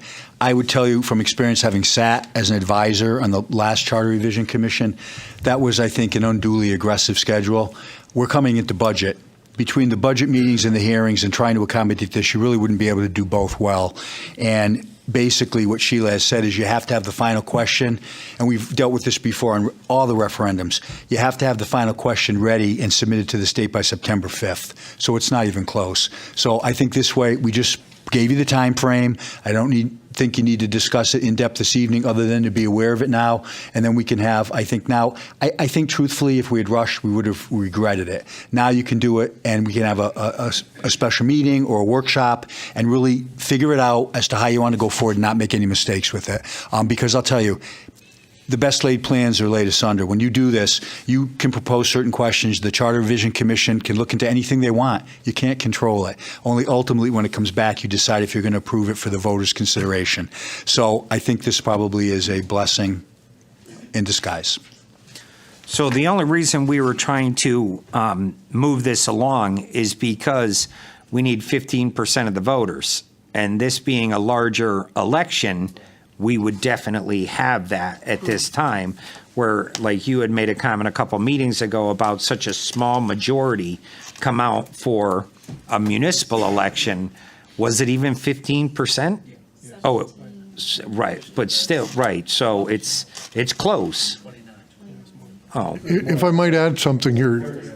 Oh, all right, maybe Mr. Mayor, if it's a general election, they don't care whether it's 15% or not. Only the special election. So if it's Oh. a general election for municipals and it's 12%, that's Oh, fine. beautiful. They Okay, only that care makes it about different. special. So we also discussed in caucus, and this was just, actually, Councilman Ludwig had the idea, and each council member picks someone that they would like to put on this committee. Councilman Ludwig, myself, and Councilman Crisati, being the past mayors of the town, would actually take the seats ourselves and work with the commission or that we form. And that would leave additional seats available for the public to fill out. So if they want to put these applications in, they can do that now. And then we will go through and put the committee together. Could I just add one thing to your plan? There are 7 Republicans and 4 Democrats. The composition of the commission can only exceed by 1 the number of Republicans over Democrats. So that means one of the Republicans would have to nominate a Democrat, so you have 6-5. No, You can't because do we more have than that. 3 general population that would be Democrats. Well, actually, with the 11 members, 6 can be Republican, but you got to have 5 Democrats. You can't, if all the Republicans here picked a Republican, that But there's wouldn't comply. 15 members on the commission. Excuse me? 15 members. Oh, I thought you were going to have 11. No, 15, because there's Okay. 3 Well, then- general, from the general Okay. public. Then the rule still stands, 8 and 7. Correct. Is the most you can do. Okay. Correct. So we will have 1 pick of the general population. They will be able to pick 2 from the general, and that would be the 3 people, Sounds like a plan. right? Councilman Ludwig. What about you, what if we select an unaffiliated? I mean, I don't think it's as clear cut as that. I'm not, could you That's a good review that? point. Because I'm not sure I'm sorry, I have to challenge that. I was not addressing any unaffiliateds. I was only addressing Republicans and Democrats. But that's, I can check that out and get back to you on that question. I'm sorry. And I appreciate the timeline, because I think maybe as we look forward, maybe in the summer after the budget, that's when we appoint the committee, which gives them a full 18 months. Yeah, because that's why I'm glad I knew we had to get it on by September, and I didn't know if we could get it done in time. So I appreciate you giving me the update on the timing. And again, I think the makeup of the committee is really, it still says based on, I think, what the council wants to set up. So I think there's some further research on that. So I appreciate it. Yes, Thank you. thank you. Yep. Anyone else? I mean, this is You know what I just a would just say, general Mr. Mayor? discussion. We weren't, prepared to go in-depth. I see Gina's look, and I share it to some degree. But what we'll do, this is why I wanted you to be thinking about it, and then we can share questions if you have some, and we'll pass them on to the clerk and to Mr. Tyler, and then we'll put it down for a real frank discussion where we can really give you answers. I think every question you ask, we're going to have to take under advisement. So with having said that, Mr. Santilla is motioning you, Mr. Mayor. Right. This is just to get people, because I know a lot of people have asked us about it. Start getting your applications in, so it's not last minute, oh, I didn't even know. That's all this is for. We're not making any action on it. Councilman Santinella. So I just want to be clear, just so an immediate next step, right, is we're going to get clarification and instructions on how many seats, who can fill them, what the makeup of the committee could look like. Well, the seats are up to the makeup of the council. We get to choose. Yes, understand. And we've chose 15. Okay, I understand that. I just would like clarification and confirmation of the balance and what the makeup is and what our sort of guardrails are that we have to stay in between. If we can just get that, then we can start talking to people about their interest and make sure that we're not over or under soliciting help. Okay, thanks. Good help's hard to find these days. Yeah, max is 15. You can't go any more. Yes, I understand that. I'm asking if you all already decided it was going to be 15. We haven't decided anything. Oh, I thought This that's is what a you just said. discussion. We have agreed that 15 should be a good number, just like we also, and I had a conversation with John and Bob about this, that, you know, I would like to be my own seat because I want to be a voting member on this. Mike would like to, Bob would like to. So we're taking our own seats and we're not going to appoint anybody. And then everybody can pick who they want. I mean, Gina Sakala can pick whoever she wants to serve on this committee. And it doesn't get any better. It's not, we're not going to vote your person down. Whoever you decide you want to put there is a representative of you and your beliefs of what should be on the charter revision, if you have any. Same with anybody else here. So, and then, as Tom was saying, if the makeup is 6-5, which I kind of agree with Councilman Ludwig, because the unaffiliated party is a party, but still, we're maxed out. So you guys would have 2 general public people you could also put on it. Or, 12 seats. There's 12 Bless you. extra seats to fill. Yeah. yes. Right. Got it. Okay, so that's our thoughts. We can't pick ourselves. Yes, they did. We did. But in there it says something about certain percent of public office. Microphone. Sorry, it says certain percent of public office. So we'd have to be careful of that. So that's where we're at with this. I mean, right now, as Chris said, and the town attorney, they'll get us the legal opinion and the answers. But again, you know, everything's always last minute, and now we have time on our side. The public is aware of this. They can start putting their applications in. Just go to the town manager's website, boards and commissions, and where it says other, just put in Charter Review Committee. And we'll take everybody in under advisement and make a decision. But if you're going to fill in for somebody, still put in the application, but John would say, I want Angela Foss, and Angela's on, if that's how we choose to go. Go ahead, John. Councilor Mangini asked a fair question. So 1/3 of the whole committee can be an elected official. So that's 5 people, right? If we can get clarification on what, is it an elected official, or is it, is it of an appointed person? What constitutes, I just thought that, I may have misread that. Whom hold public office. So does that mean an elected official only, or does that mean someone who's appointed to a public office? What is that restriction? So planning and zoning. That's a commission. I'm asking if, I just would like clarification, if He's that. listening. Yeah, I know he's listening. So is that a public office, or is it only elected people? Well, we'll take that under advisement because that's a great question. And I believe it's more than just elected municipal officials. So we'll make that part of our legal opinion also in terms of unaffiliated and this municipal 1/3. Thank you.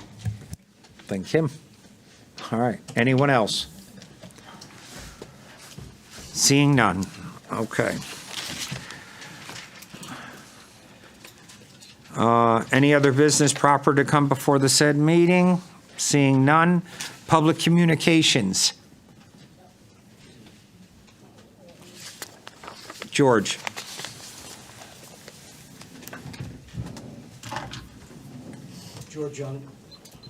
George Young, 8 Holly Lane. First, Bob, thank you for following up on my questions. And the second thing is, do you think you could come up with some kind of a schematic or something to tell us how we just spent our money and where it came from? For Powder Hollow, the Enfield High School, and Brainerd Park? Because it seems to me, I'm as confused as everybody else. I hear one thing, I'm not part of any of your secret meetings, so I don't know where all the money's coming from and where it's going to and how, and what's the plan to get done. So that's all I ask, if we can do that. Thank you.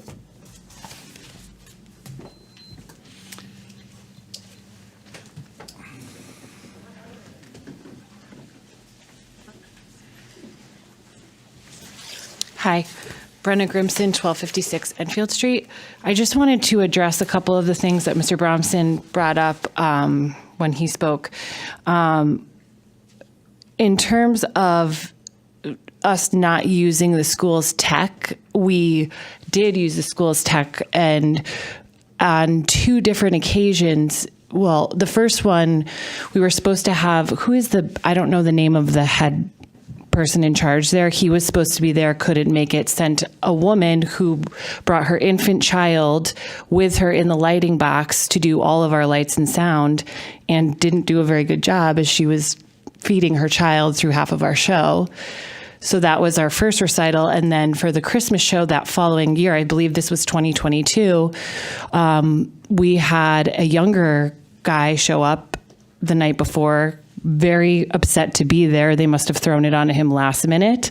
And he called me 20 minutes before our showtime the next day saying that he had COVID. And so I had no one to run the lights. And at which point I called the town manager, and she said to me, and this is 20 minutes before showtime, well, can you postpone your show? I said, no, I already have the audience completely full.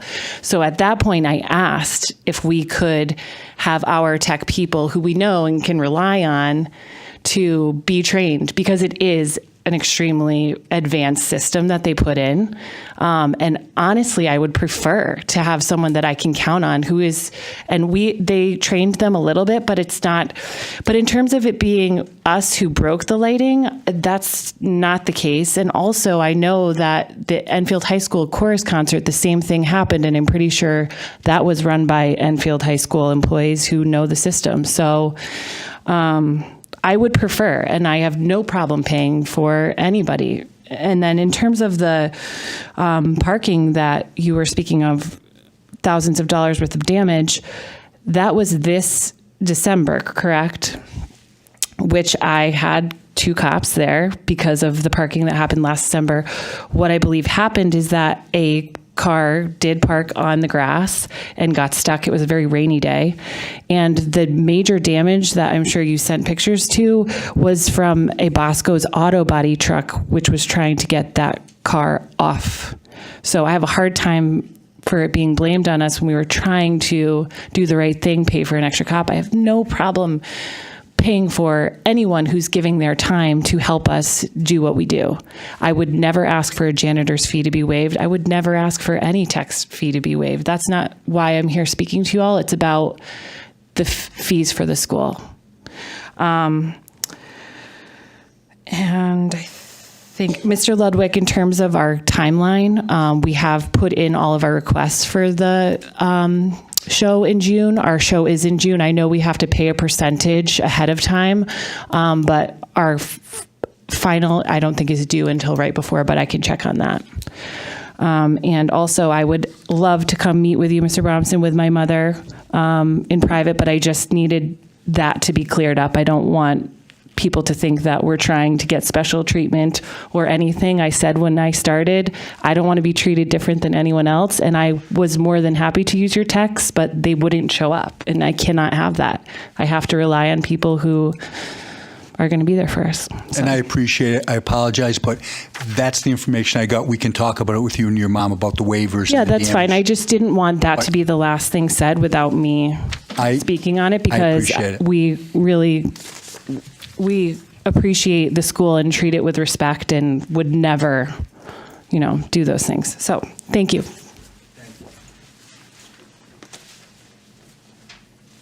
Angela.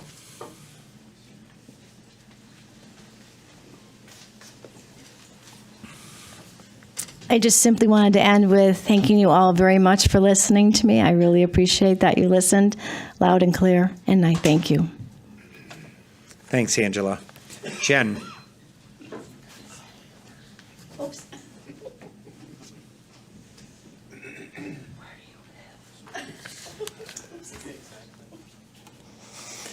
Jennifer Briette, 83 Park Ave. I swore I was not going to talk about the flag resolution. However, I'm going to read it for everyone. Be it resolved, the Enfield Town Council formally adopts a policy in which only the American flag, the state of Connecticut flag, the MIA POW flag, and the flags of the various military services of the United States may be displayed or flown on town buildings and flagpoles. It does not say internal or external of the buildings, and it does say on town-owned flagpoles. Thus, that is a flagpole. That is not an authorized flag. Whether you guys have approved a Town of Enfield flag or not, it is a flag on a town-owned flagpole. You shouldn't have rushed this resolution without understanding what it said. Thank you.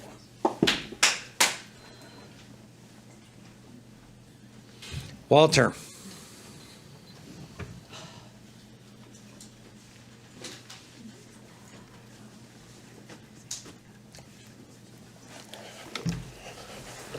Walter J. Cruzel, 21 Charlie Road. Rails to Trails. Been dear to my heart since my kids were born in 1997. I came to meetings here. The previous councils with Scott Copeland mayor was lied to from the state. They proposed to redo the railroad and take all the freight off of this line and move it over to that line. And this was right after the bike path was put in East Longmeadow, and the bridge was taken out by Kelly Fredette in East Longmeadow. And they were telling you guys how we're going to tell East Longmeadow to put the rails back in because we got to get the freight up to Springfield. So this council was lied to by the state, and I live on the eastern front of this town, so I go by there every day.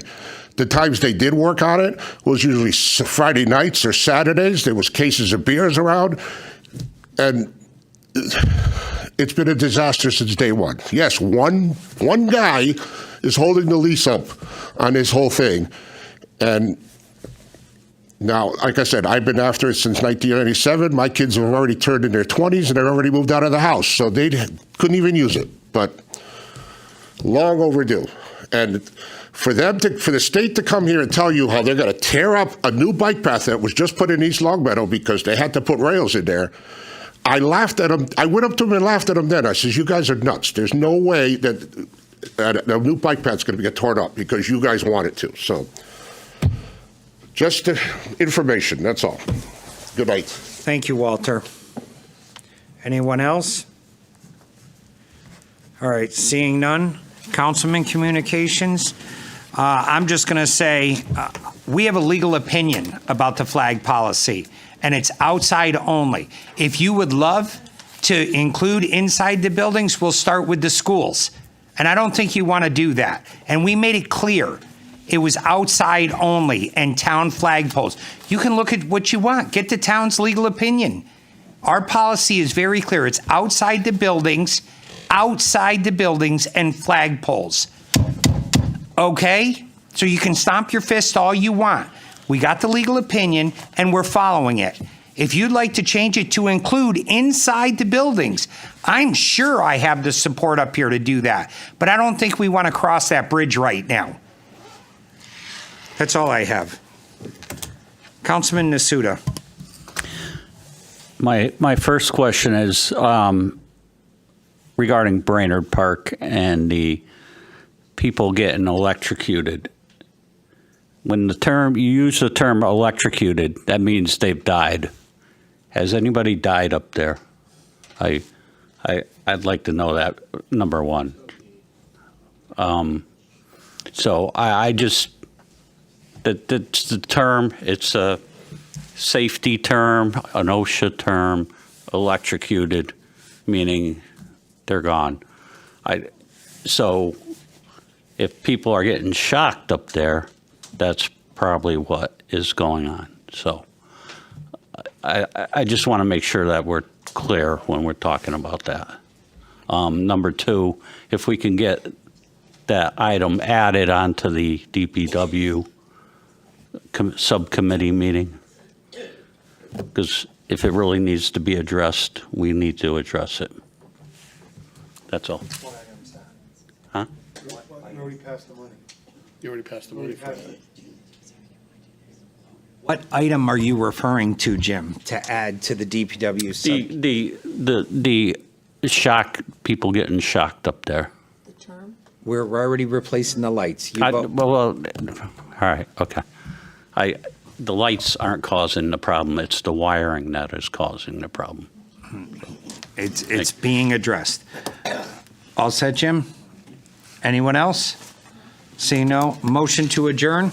Motion. Oh, Jesus, I know I can't. I'm Motion to so adjourn. excited about being out of here at 10 after, you know.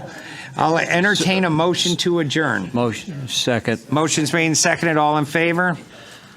Aye. Opposed? Abstention? Gina must be opposed, she didn't put her hand up. Abstaining.